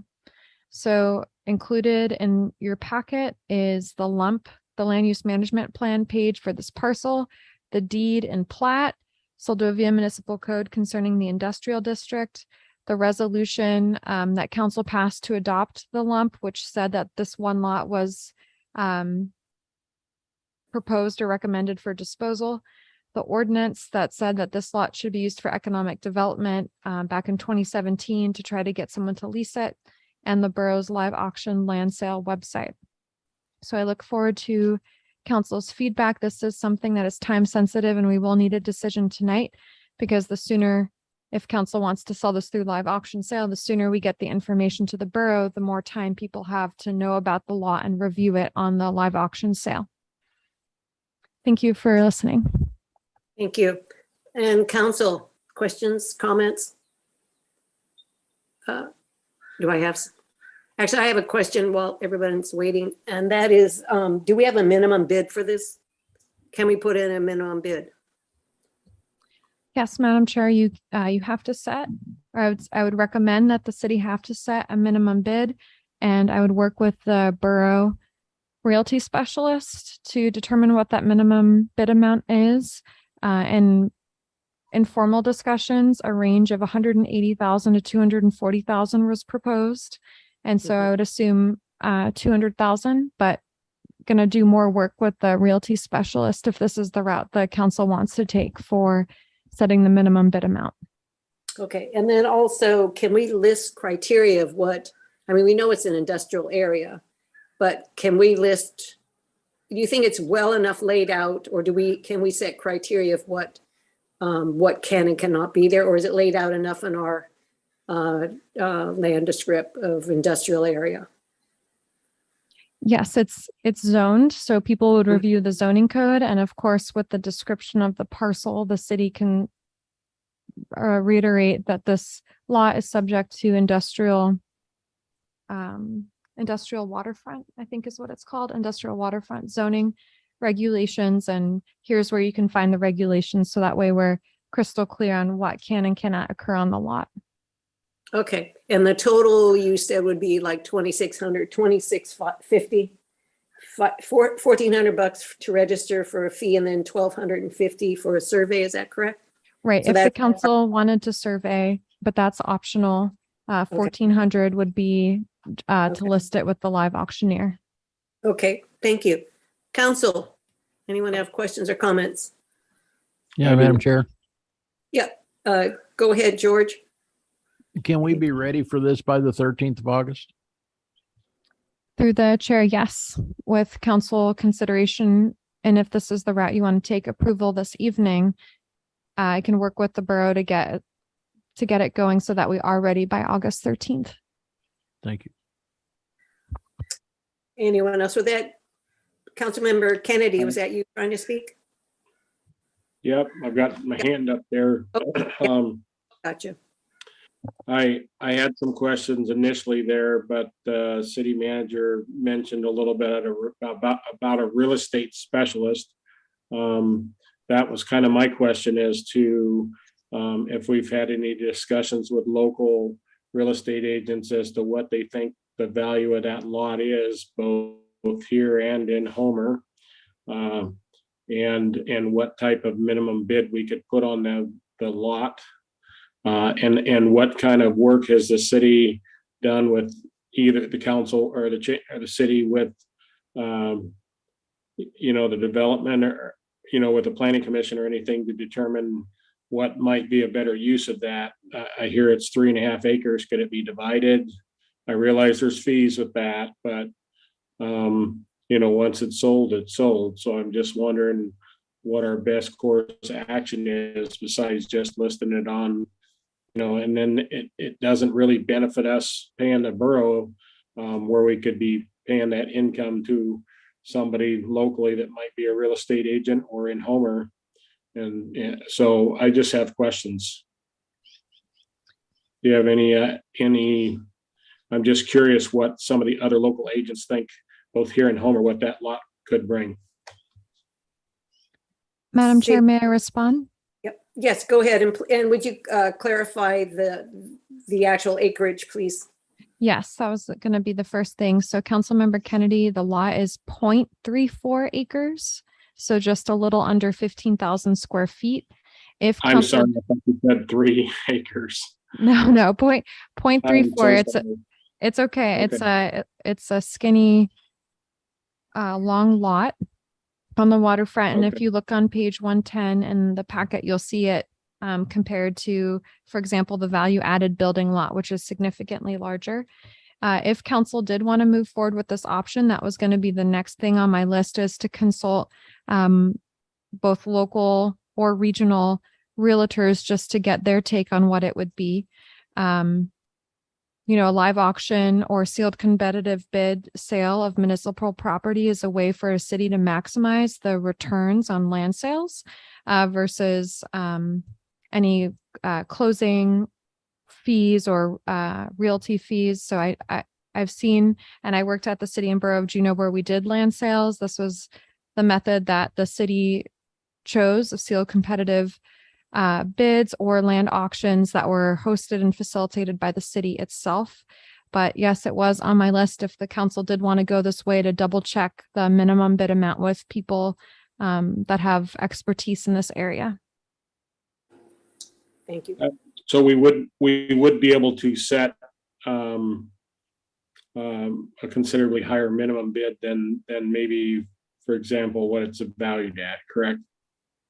Yes, assessed value. I got a preliminary study from someone that on the Kenai Peninsula Borough that assessed value is always, or if not almost all the time, lower than the actual fair market value or appraisal value of a lot.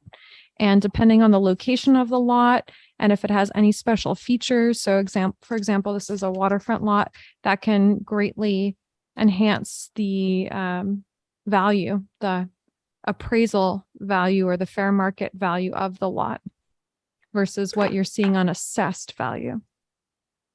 No, I'm pretty versed on that. I guess the biggest question is, we're able to put a minimum bid on this, correct?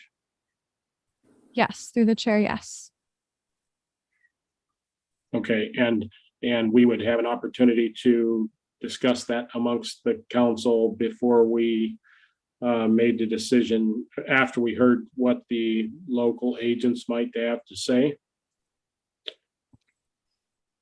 I think in terms of timing, I don't think that I could see if we would have time to bring that before the council, but in working with the borough, that would be something that I would discuss with the realty specialist and then share with them data that I've received locally. But this is for this evening, I'm looking for a motion for the city to participate in the live auction sale. And then I would work with the borough in setting the minimum bid for the property. So that's the council saying, yes, please go ahead with the disposal of this lot through this manner and handle the administrative procedures in doing that, which is setting the minimum bid.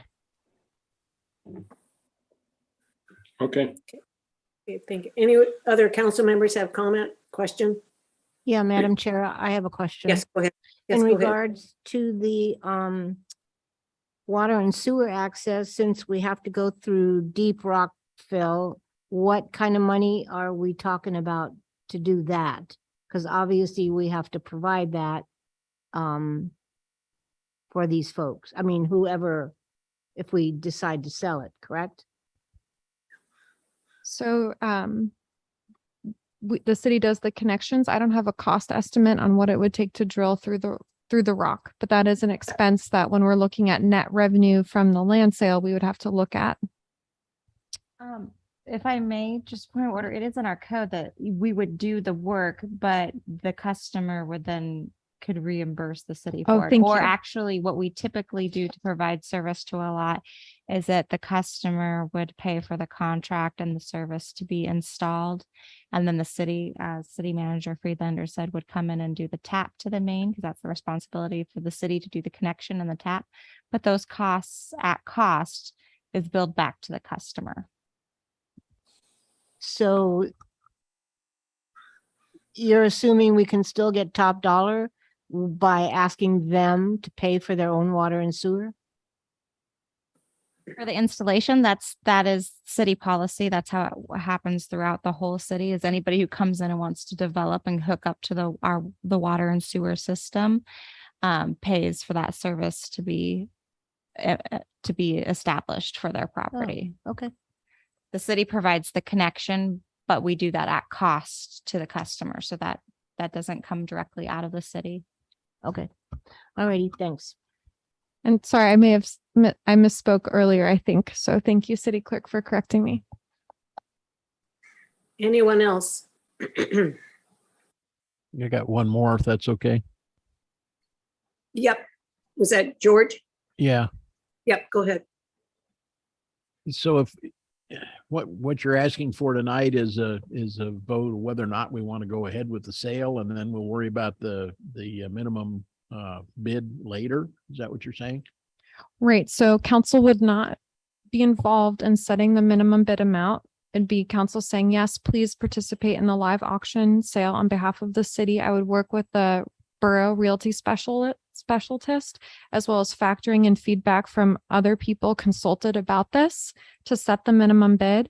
I could let council know what that minimum bid amount is. If council's uncomfortable with that, I don't know if the timing would work out because the sale is August 13th and our next meeting is July 25th. So we could have another discussion, but I think that would delay getting the lot and marketing the lot through the sale. So it's a council call, but initially with this, it would be an administrative process to set the minimum bid. It's council giving the blessing that, yes, we want to proceed with this avenue. And if not, there are alternatives listed in that memo for the different ways we could consider disposing of the lot. I would be in favor of selling the lot, but I think I'd like to know what the minimum bid is set before I go along with it completely. Is there any way we can vote to continue working toward a sale and leave a final approval after the minimum bid is known? Through the chair, Councilmember Nathan, someone could sponsor a motion that says that the city council is in favor of proceeding with a live auction sale for the disposal of the lot. Council wants to have input on the minimum bid. And I can't guarantee though that we can still participate because I don't know the timing with the borough of marketing and getting the lot on their sale. Because our next meeting is July 25th. So that's my only concern. If we were doing this a couple months ago, for sure. But I'm just concerned of timing. Okay, so the borough has ultimate say as to what the minimum bid is? No, Oh. the borough has a realty specialist though, with a lot of data on setting minimum bids. The borough kind of has a history of land sales, both in-house as well as across the borough. And so they've used that to set all the other minimum bids of their lots. So they've offered or they've extended that service to the city if we would like to use that to set the minimum bid. How about if we contacted the realtor that we have right here in town, Jenny Chissis, and ask her for her opinion and at least have some idea of a ballpark? You could run that back by the realtor specialist in Soldotna and see if we are in the same ballpark. Yes, Councilmember Nathan, it was on my list. If council wanted to go this way to consult people who are very familiar with real estate transactions in Soldovia, and Councilmember Kennedy also suggested Homer as well. So just I didn't want to get people excited if council was like, nope, we don't want to do a live auction sale. Let's delay this till next year. Let's do a sealed competitive bid. So it just contingent on council's feedback of if you want to do this or not, because I know it's a short turnaround time. Well, again, I like the idea of the live action sale. One thing, advertising that we don't have to worry about. The borough will take care of all that. I just have a little fear of allowing them all the input as far as our minimum bid goes. That's all I got. You bet. Anyone else on council? Question, comment? Yeah, Madam Chair. Yes. I like the idea of using the borough. It seems like they have a lot of resources that we do not. So what do you say? Additionally, the council would like to survey the lot. This is on just for our own info. The borough doesn't want to survey. Correct. So it's more like you have people, prospective buyers that are coming to check out the lot. So they're going to come and look at it. And so it's a way of helping a prospective buyer see, like, here are the corners. So you can imagine this is the lot that you're. Do we have any rough estimate that we could just mark them ourselves? We can try. We can certainly try. Okay. I mean, so that would be a separate motion anyway. Right. Outside of this. Yeah, I'm in favor of using the borough. I think that it would save us on fees and whatnot for doing it ourselves. If we want to dispose of it, why not? If someone's going to be able to develop it and use it and bring some city money in. Yeah, thanks. Okay, anyone else? Yes. I got one more. Hand up, yes. Council- Generally, the comment about the survey, generally surveys are they're usually on the seller's responsibility. So, any potential buyer that might buy that piece of property is probably going to request that it be surveyed in their in their offer that it be surveyed and the city pay for it. So I would think that would be something that the city could expect. I personally don't have any issue with the borough sale because it does save fees. My issue really is the timing of it and the short time and not being able to be on board with the minimum bid. That's my whole issue. Other than that, I have no issue selling the lot. In fact, I would approve that. I just think it's unfortunate that it come along so quick here. That's all I have.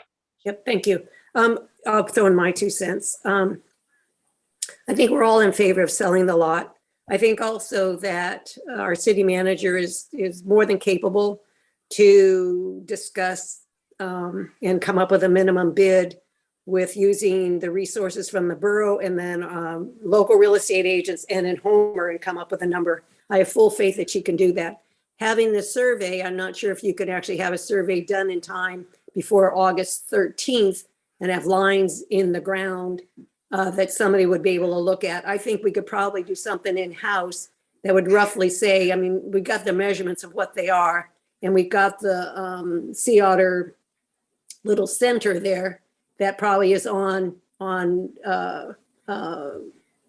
survey lines. So I'm not really sure if we have to do the survey, and I'm not really sure if we're totally responsible for the survey. And that would be a question I think the city manager could ask the borough and how it usually works at that end. But the $1,400 fee that the borough requests to do the auction, I think is nothing when you get such a large amount of people looking at this lot. We've been talking about the waterfront lots for ages, about ridding of them or getting it for revenue. So this is a great opportunity, and I have full faith that our city manager is able to negotiate what we are asking. So that's my 2 cents. Does the council have any more comments? Otherwise, we'll go to the public. Got one more. Yep, George. Would it be possible to put riders on the sale contract saying that whoever bought it would have X amount of time to build something there or improve it in some kind of way? Can we add caveats like that?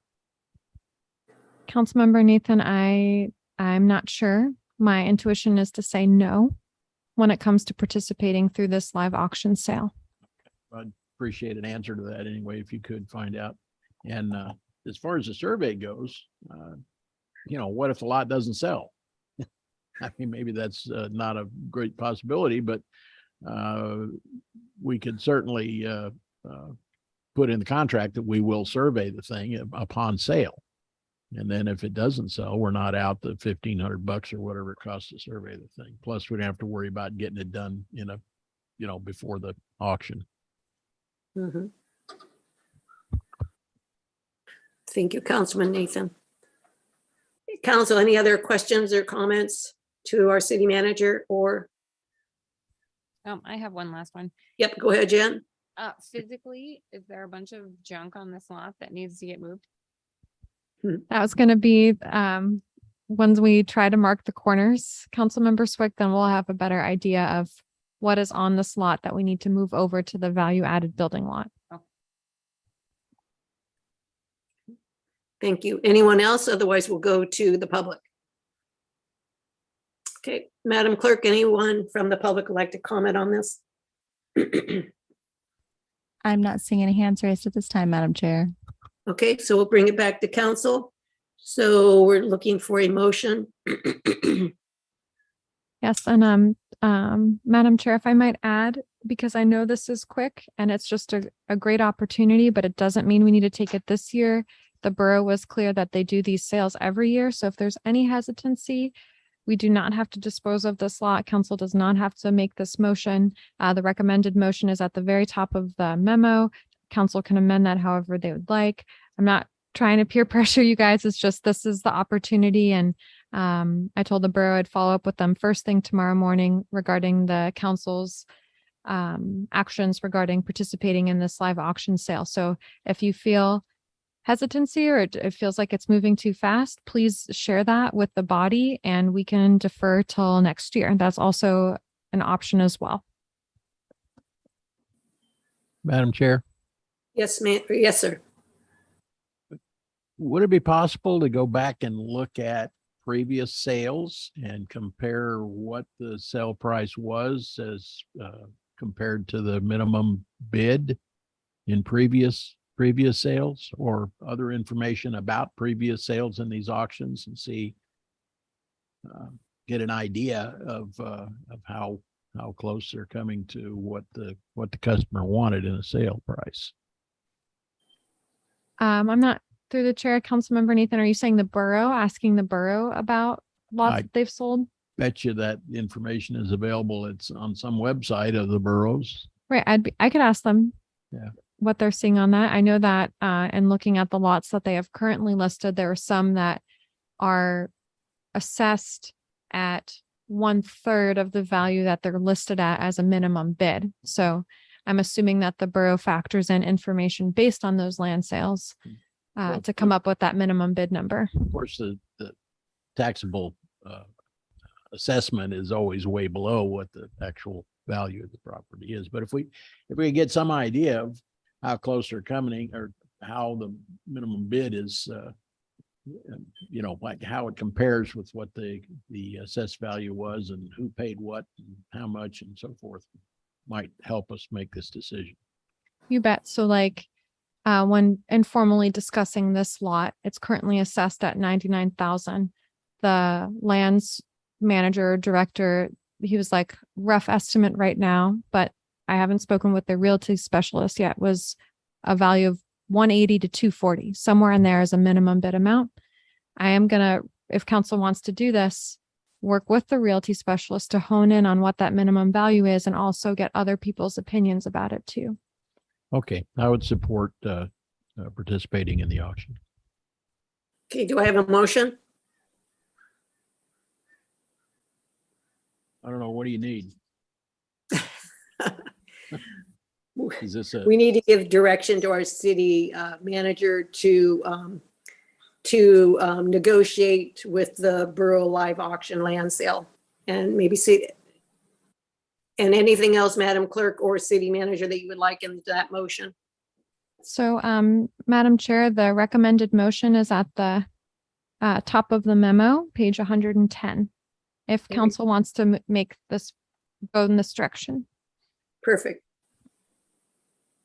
Page 110, recommendation. One last quick question. So, I mean, this is what's on there right now. This 123. So these have been listed on there for a while, obviously. So when did they start this process again for next year? Because it definitely sounds like there's some hesitancy. I get it. If this is an option to do this next year and we can come in with more confidence. I mean, obviously they already have a bunch of them on here, so they start this early. It might be more advantageous if we do this to get in on it early so that. For sure. So Your comment, Jen, is that we're kind of late on the uptake, and so not as many people are looking at, they've already looked at Maybe, a list of auction items possibly, yeah, and then maybe. we don't have the, so mean, that's final a- action. Oh, sorry, Madam Chair. oh, I was just gonna say, that's something to consider. And what we would lose would be the $1,400 if we didn't have any takers because there was a lack of interest because they just didn't see it. But I'm not sure if that's really that accurate. Again, this is an opportunity, and I think we've got good resources with our city manager to move forward with it. But that's a good point to make, Jen.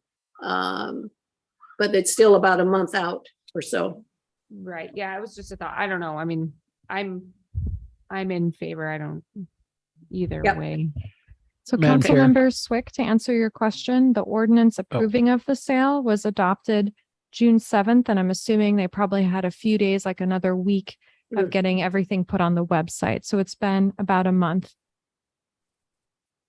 Madam Chair, Yes, how about if we schedule a special meeting sometime as soon as we can? Let the city manager do what she can to gather the information we're looking for, at least get some good guesses and then vote on it at a special meeting. How about that?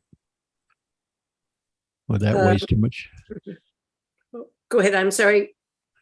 Well, I'm just Councilmember. thinking of getting a rough guess together in a as fast as we can and not have to wait 2 weeks to approve this. I'm in favor of doing it, but I understand there's some reluctance and maybe we can gather a little data in a short period of time and still be in time to get into this.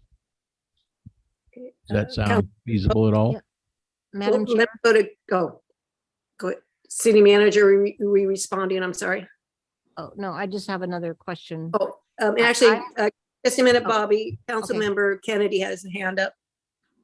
Well, again, delaying it anymore from tonight, to me, raises my concerns of having a valid window to sell it. I'm not opposed to selling it with borough or listing it with the borough, but I am opposed to shorting the window for example, a local sales agent here in Homer or in Seldovia having enough time to put a valid offer together. I would like to see the thing be postponed the following cycle. I'm sorry, John, you cut out. You're froze. A meeting. I just am working now. You're froze. Can you hear me? I can hear parts of you too as well. So, You're coming through right now. okay. I just think the timing is too short. I would like for us, I have no issue with listing it with the borough, but I'd like to give potential sales agents an opportunity to find their clients and bring in the best offers they have. I just think it's too short. And if we bring in another meeting, it just shortens the time even more. It might be in our best interest to take another avenue or to put it in the next cycle. Okay, Did thank hear you. me? Yep, we did. Yep, thank you. Yeah. Okay, well, okay, Council, where do you, Bobby, I'm sorry. Councilmember Sweat? No, I'm just curious, why does nobody have any faith in the expertise the borough would provide in assessing that property for sale? Is that why everybody's hesitant? Or what? Good point. I think our city manager has already spoke to the fact that we're going to use several resources to come up with a minimum bid. And I'm totally in favor of moving forward with this. I'm not really sure how many people are actually hesitant of moving forward. I think our city manager would do a great job with the resources she's got and come up with between private real estate agents and what the borough has for us. And to move forward, we're looking at making money and we've been talking about this a lot for a while and releasing properties. So I'm not sure, Bobby. I'm not sure if there's real hesitance or just some questions. But George had talked about having a. Oh, sorry. The other thing is, I'm sure Rachel is not going to, if they give a quote for the, whatever they think they can get for it. I mean, if it's not a reasonable amount, then I'm sure you're not locked into just because you're saying you're going to participate. If the value of that property isn't what you think it should be, I mean, we don't have to move forward with the sale, right? I believe you do. So you set the minimum bid because you're saying this is the minimum we'll accept for the lot. We would say that. Yes. Oh, okay. Councilmember Nathan, it looks like you're going to. Well, I'm out of breath here. I recommend, or I move that the council instructs the city manager to go ahead with the borough live auction sale for parcel number whatever it is that we're talking about here. What is it? Oh, Here we go. Parcel 19201907. Does that work? yep, and do further, continue with it, the whole paragraph. Whole paragraph. Okay. Further, staff Further, recommend. staff recommends the city council direct the city manager to prepare, okay, and attach the staff reports and data to the motion. Is that what you want? Prepares and negotiates and executes all appropriate documents regarding the sale. And execute all appropriate documents for the sale. Madam Clerk, did you get that? Is that going to work, city manager? Madam Chair and Councilmember Nathan, as the sponsor of the motion, you're okay with the language that's in the recommendation? Yes. Okay, so we I can use read that. almost verbatim. Okay, great. So we can use that as the motion that council is considering.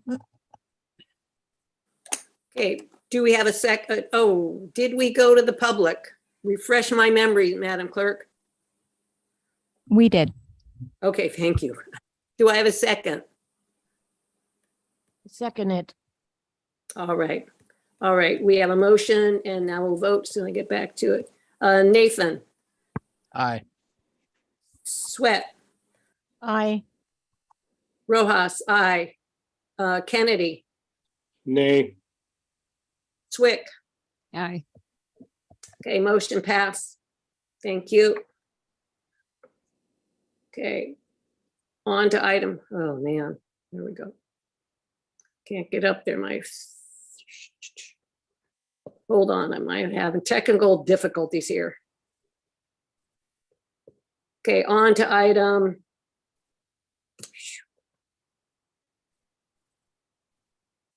Okay, item M3. Resolution 23-02, resolution of the City Council of the City of Philadelphia approving the invitation for expression of the interest regarding the lease or sale of Jackaloff Bay Dock. That's City Manager, page 131.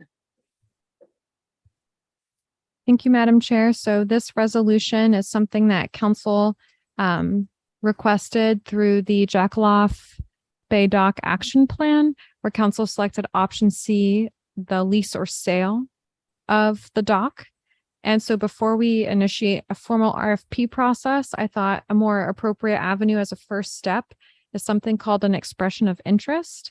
Included in the packet on page, let's see here. On page 141 is an example of how the municipality of Anchorage with the Ted Stevens Anchorage International Airport submitted an invitation for expression of interest. So I used that language and also had our city attorney review the expression of interest for Jackaloff Bay Dock to make sure everything looked good, and he approved it as to form. So basically it's like a step right before the RFP where we're getting to see what's out there exactly. And does someone have a proposal where we're like, wow, that's a really great proposal.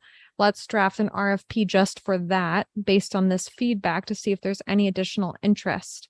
Or maybe we get a few and council likes 2 or 3 of the people who submit or entities that submit for an expression of interest for the dock, and council only wants to see a couple of those happen. So then you can issue the RFP. It's basically a way of doing a temperature check on interests for Jackaloff Bay Dock. So staff reviewed it as well as the city attorney. The resolution just authorizes the city to issue the or council approving, and then the staff would issue the expression of interest regarding the lease or sale of Jackaloff Bay Dock. So we would put it out there, and then we've asked for people to submit feedback by September 1st, 2022. And I know that was around the general timeline that council was interested in of July to have the RFP, or in this case, the expression of interest for the dock, and then see if we've gotten any proposals received within the next couple of months. So I'm happy to answer any additional questions, and not included in your packet, but what will be included with the expression of interest are a bunch of enclosures as well, because we want anyone that's considering the lease or sale of the dock to have as much information as possible before they make that decision. Thank you, Madam Chair. Thank you. Council, questions for comments to our city manager regarding resolution 23-02? Yeah, ahead, Madam Chair, Bob. I have a question. Because I cannot remember. Did we ever do the RFP for Jackaloff Dock? So through the chair, Councilmember Sweat, this is one step before that, just because I didn't think that we were ready for the RFP. So this is an expression of interest. It's like a step before an RFP. So it's a way to identify prospective candidates who have an interest in it. Based on the outcome, then the city can issue an RFP. So like if there's a Okay. proposal or two that we like, we can say, hey, let's do an RFP just for that. Yeah, okay, that's all I wanted to know. I just couldn't remember. All right, thanks. You bet. Anyone else? Yep, this is our first step moving forward. Anyone else on council have a comment, question? Okay. If not, we'll move to the public. Anyone in the public, Madam Clerk? I'm not seeing any hands raised at this time. Okay, back to council then for resolution for 23-02. Any comments or a motion? Madam Chair, if I might make one more comment. You It's bet. stated in the resolution, but I just wanted to make sure it was noted. It's line 19 of the resolution. And it says the city is still committed to its pursuit of federal funding for the dock's replacement through the Rebuilding American Infrastructure with Sustainability and Equity grant program, the RAISE grant that we applied for. So just because we're doing an expression of interest doesn't mean that we're not interested in pursuing that grant anymore. We're still interested in pursuing it. And in fact, the expression of interest says that there's a potential for partnership between the city and someone else. So if another entity wants to take it over, they can work with the city. We can apply for grants together regarding the dock. So that's still on the table. And I just wanted to make sure that was clear to you. Yes, thank you. Right, this resolution really is quite clear about what our hope that we are going to do. Yes, Kennedy, your hand is up. Can you hear me? I'm in favor. Yep, I'm in favor. So let's move forward. Yep. Any other council members It have? kind of fits where I think we should. It Yes. kind of fits in the direction I think we should be going. Okay. Any other comments from council? Okay. Did we go to the public yet, clerk, Madam Clerk? We did, Madam Chair. Okay, excellent. Okay, a motion, please. I'll entertain a motion for resolution 23-02. I move to approve resolution 23-02. Okay. Is there a second? I'll second it. Okay, a motion by Swick, second by Kennedy, and we'll have a vote for all those in favor. Sweat, Aye. Nathan, Aye. Rojas, aye. So, Kennedy, Aye. Swick, Aye. motion passed 23-02. Okay. And next on our agenda. Sorry, I was complaining about this little, okay, we are on item 4, Jackaloff Bay Dock Lease Application, City Manager. Thank you, Councilmember or Madam Chair. So this item is in your laydown packet. It's pages 3 through 28. At the last council meeting, I received feedback from council that they would like to see the city pursue an application or submit and pursue an application to lease the uplands of Jackaloff Bay Dock. And included where I think it would be great to have most of council's feedback starts on page 15 of the laydown packet, which is the written project description. I know council wanted to keep everything as general as possible. So maybe an even easier resource to look at, and I'll share my screen here, is this map.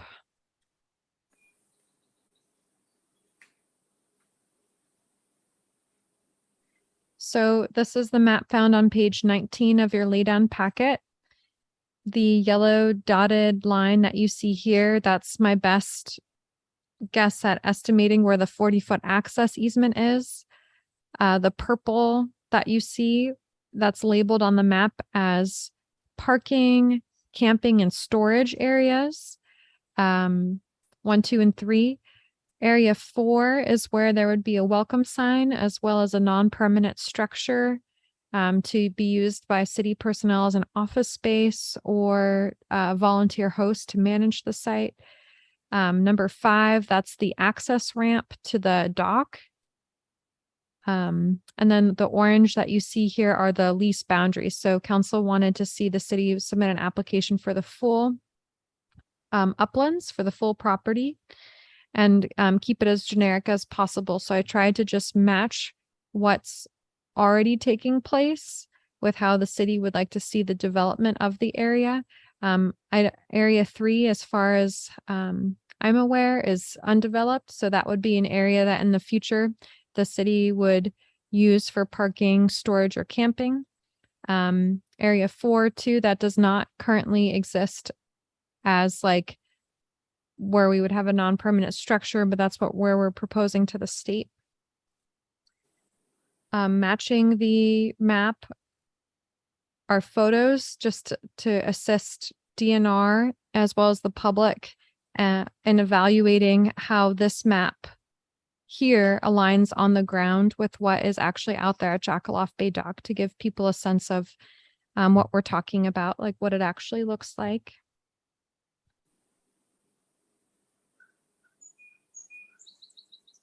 And so according to the written project description, the city is proposing a 55-year lease for the following uses as part of the city's Jackaloff Bay Port of Entry and Recreation Development Plan. So maintaining the City of Soldovia's second port of entry, which is the dock, for public use, establishing a fee area for public parking and storage of items, including vehicles, vessels, construction materials, and marine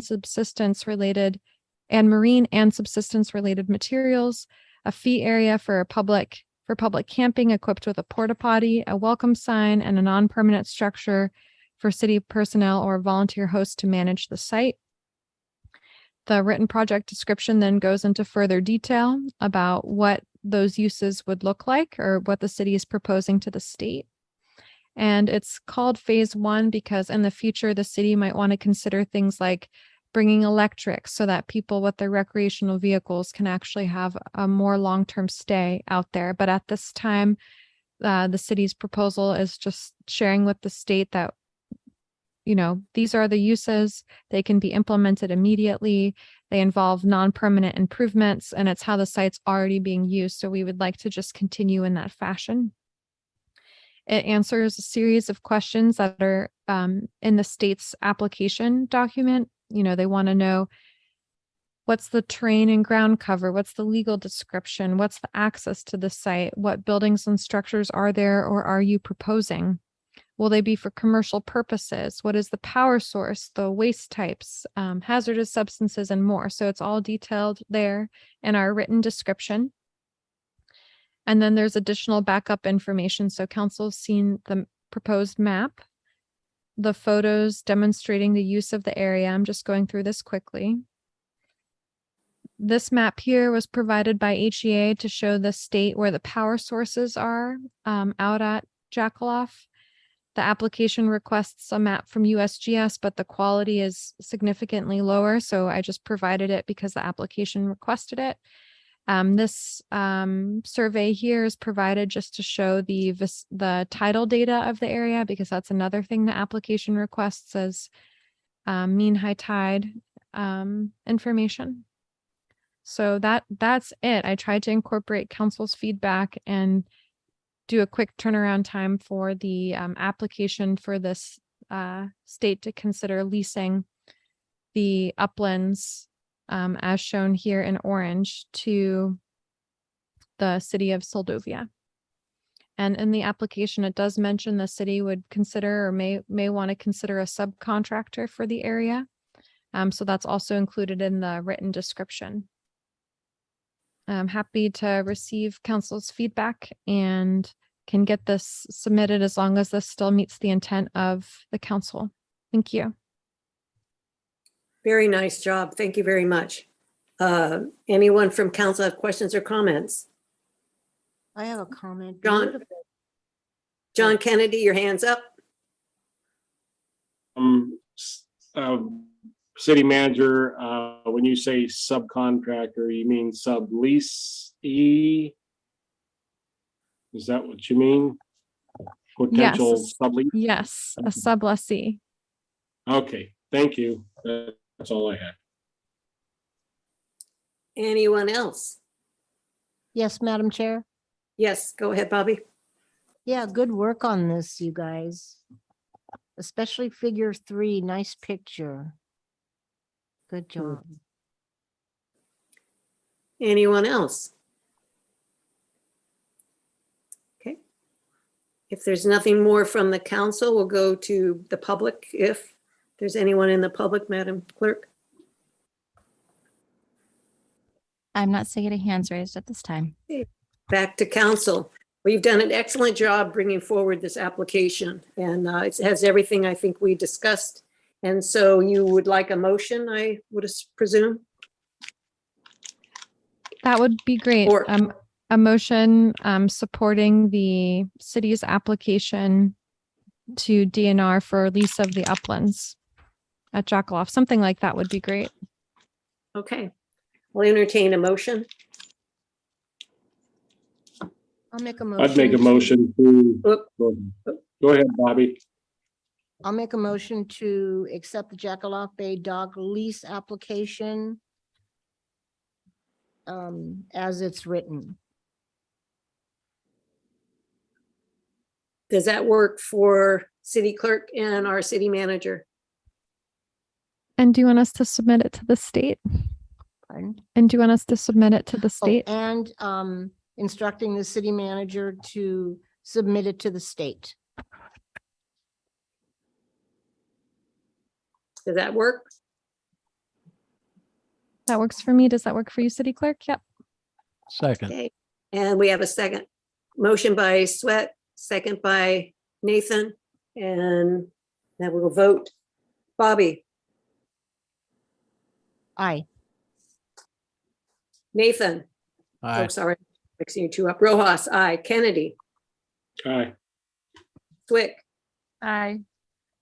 and the motion passed. Excellent. Okay, woohoo. We are on item M, city manager's report, and it's in our laydown. Okay. I will try to go through this as quick as I can. So just gave a big shout out to the city's 60th anniversary celebration. It went so well. Wonderful to see partnerships, people working together, volunteerism. It was incredible. The city staff really stepping up and going above and beyond to help pull off the Key to the City event, as well as the 4th of July parade activities. And it was inspiring for me personally, having not been able to attend the last 4th of July parade, to see the community spirit. And it was also really cool that Senator Murkowski requested a visit to Jackaloff Bay Dock and to see our mayor be filmed speaking with her on the dock and her posting that to her Facebook as a testament to transportation needs in Alaska. So Senator Murkowski really went above and beyond to promote Soldovia, as well as discussing the importance of the dock. And her and Senator Sullivan's co-sponsored a letter of support regarding our raise application. And we find out about that on August 12th. And I hope they stick to that date. So we have about a month. And I know it's going to be a really competitive, hard grant to get. So if we don't get it this year, we'll try again. But it was wonderful to be able to show her Soldovia through the city's eyes. She recognized the need for a new refuse truck for the city. We showed her what improvements we needed to make to the municipal dock. We talked about the raw water transmission line replacement project, and personally drove her down Block Street so that she could see the home that had raw effluent backed up into its basement back in 2013, 2014 as a result of the sewer main being improperly buried. So it was a good experience, tangible experience for her. In addition to her visit and Elena Spraker's visit from Senator Sullivan's office, the governor's office is coming. The representative on the Kenai Peninsula Borough for Governor Dunleavy is going to be in Soldovia the first week of August. And aside from Jill Schaefer's visit, both myself and Mayor Campbell received a call from Bert Caudle in the governor's office, and he wanted to know if the governor could help Soldovia with the top thing on your wish list, what would that be? And so Mayor Campbell answered that with year-round ferry service. And so I'm hoping that when Jill Schaefer comes, we'll use that opportunity to talk about the importance of year-round ferry service, which is a top priority for the council, as well as other priorities or projects that the state could help the city with. Your updated priorities document is included in the packet.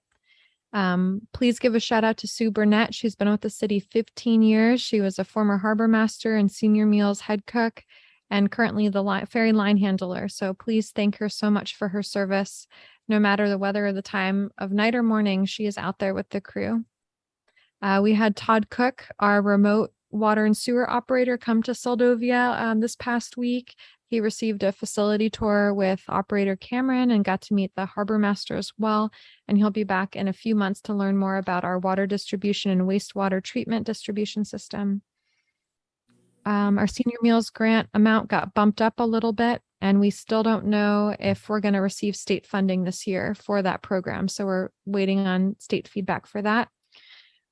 Council approved the use of ARPA funds to hire a water and sewer grant writer. We selected CRW through an RFP process, and they have provided the city with a draft funding analysis and strategy for how the city can tackle water and sewer funding. So once that strategy is finalized, it'll come before the council. I've asked the finance officer and city clerk to work on looking at all the grant opportunities that are coming out from the bipartisan infrastructure law to help Soldovia determine which one are we going to target next. So we'll share that with the council for final consideration at a future meeting. People who live on the Soldovia Slough, not all properties, but about 30 of them are going to be receiving a survey really soon asking whether or not they live in their property for 10 or more months. This is because our major project of doing Soldovia Slough improvements to the wastewater system, we're making progress on it, but the funding that's available through Village Safe Water cannot support people who do not live year-round in those properties. And so we're issuing a survey to assess how many people are year-round, which is 10 or more months, and how many people are seasonal. And that's the limit that the state defined, is you have to be there 10 or more months to be considered year-round. We had a great meeting, SVT and the city, with KPED to learn more about broadband and what KPED is doing to elevate the Kenai Peninsula's broadband needs. Something else that was brought up is the fact that Verizon is going to discontinue 3G service January 1st of next year. So what is Soldovia going to do about that, especially if the tower isn't up and running? So Mayor Campbell has a great contact at Verizon that I'm hoping the city can follow up with. And I'm hoping that we'll have a better update for the council at the next meeting regarding that. Public Works and law enforcement mailers. So coming to your post office box will be information on how law enforcement works in Soldovia, as well as some tips and tricks and suggestions from Public Works. And I'd like to thank the city clerk for helping the city get those pieces of information put out for the public. There's an update on HEA's South Kachemak Bay project. So that's the project that HEA presented to the city saying, hey, we're going to bring a secondary power source and fiber optic cable to Soldovia. So there's more information in the packet about that. Senator Sullivan is going to be having a broadband summit on August 9th, and I've asked the city clerk to represent Soldovia in Anchorage for that meeting. So that'll be August 9th. Coming up soon will be the capital improvement program, and council saying, all right, out of all of our capital needs, this is how we would like you to rank the priorities for this next funding cycle. So that'll come before council's consideration and then going out for public comment. Progress is being made on the multipurpose building block grant. We finally signed the agreement with the state, between the city and the state. And so now our city attorney is working on the agreement between the city and the contractor, just to make sure that is in place before they actually start doing the work. But the finish date for that project is December of this year. So we're going to have to start talking about, where do we have our council meetings when work is being done on the building? So that'll be a future conversation. The borough is still working on updating the tsunami sirens, and there's information in the manager's report about that. I've been awarded travel scholarship funds to go to the Alaska Municipal Manager Association meeting in Sitka. That's August 10th through the 12th. And then I was also accepted to the International City County Management Association's Leadership Institute on Race, Equity, and Inclusion.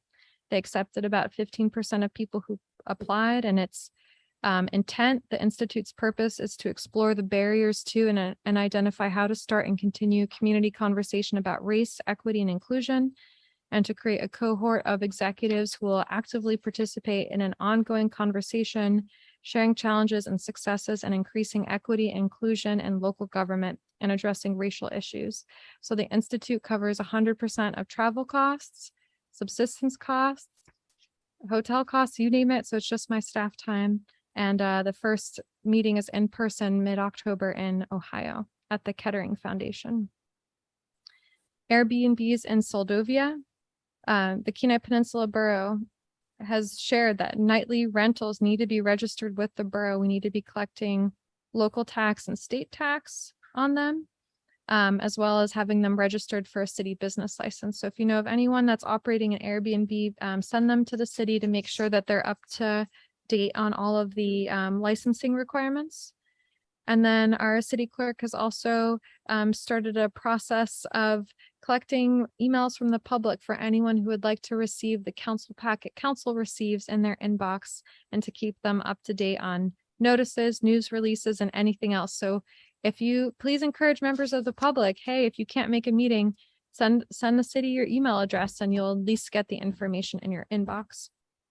And then in the manager's report, you have the PowerPoint that was provided from the University of Alaska, analyzing Soldovia's drought potential for this year, which is basically a 1 in 50 chance, but that information's in there.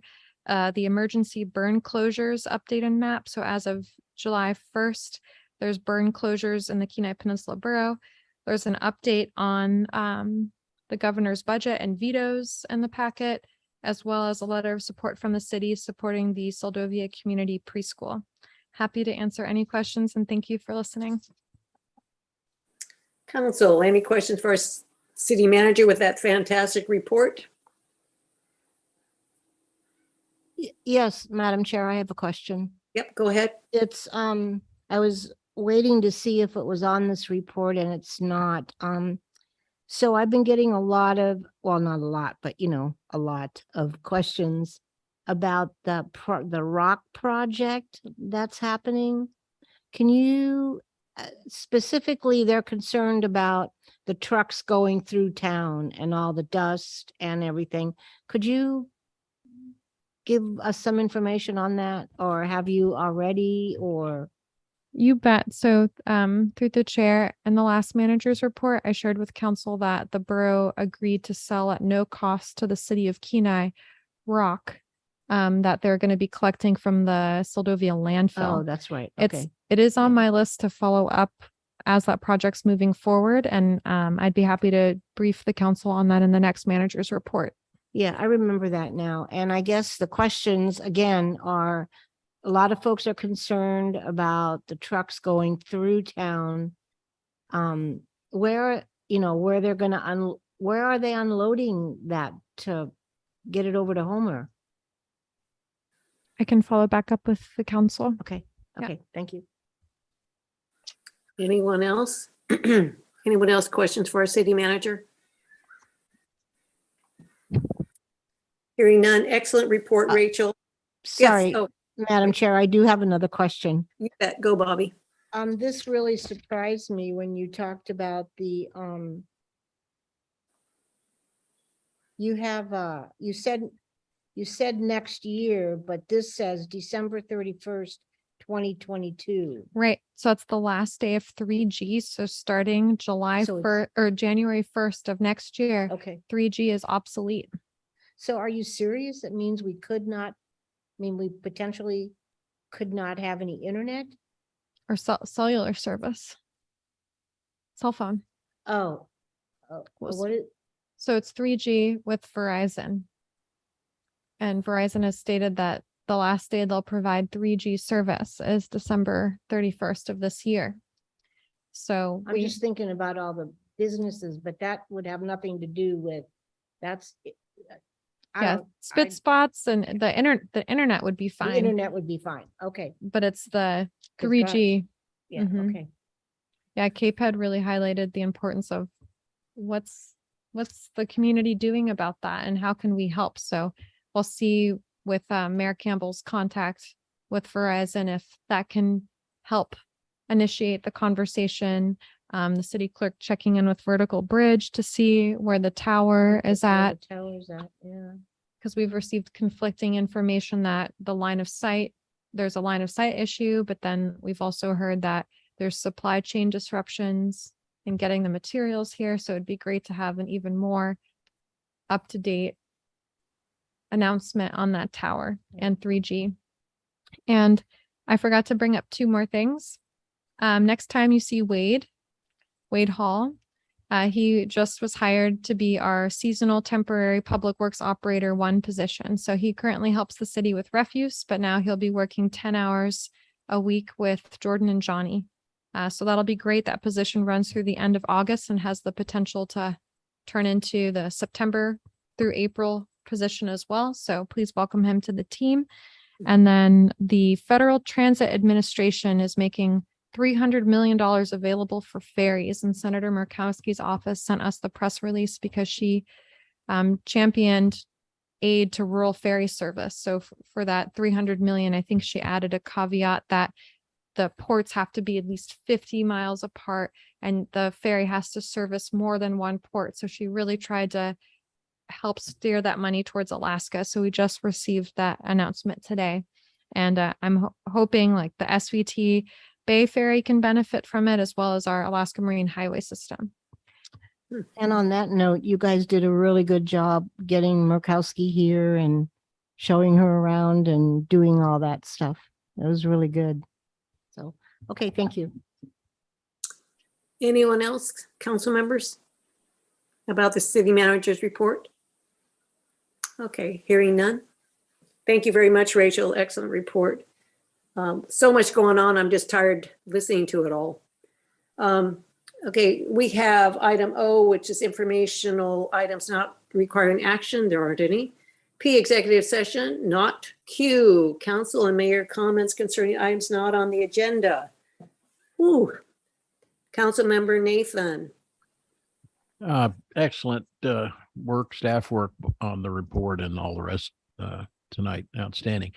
Just one little issue. I talked to the city clerk about this earlier. One of our constituents, well, actually not, a person from out the road was standing in Homer at Spenard Builders, paid for an item with his credit card. And the clerk mentioned, well, wow, your Seldovia sales tax is really high. And this fellow said, well, that's wonderful, except we're standing here in Homer. Why are you charging me Seldovia sales tax? So they get in a big talk up and down the line. And finally, the accountant or whoever it is in the finance department comes down and says, no, it's a computer glitch and there's nothing we can do about it. So I expect Heidi has already talked to the right folks and they're working on that. I hope you have some comment about that.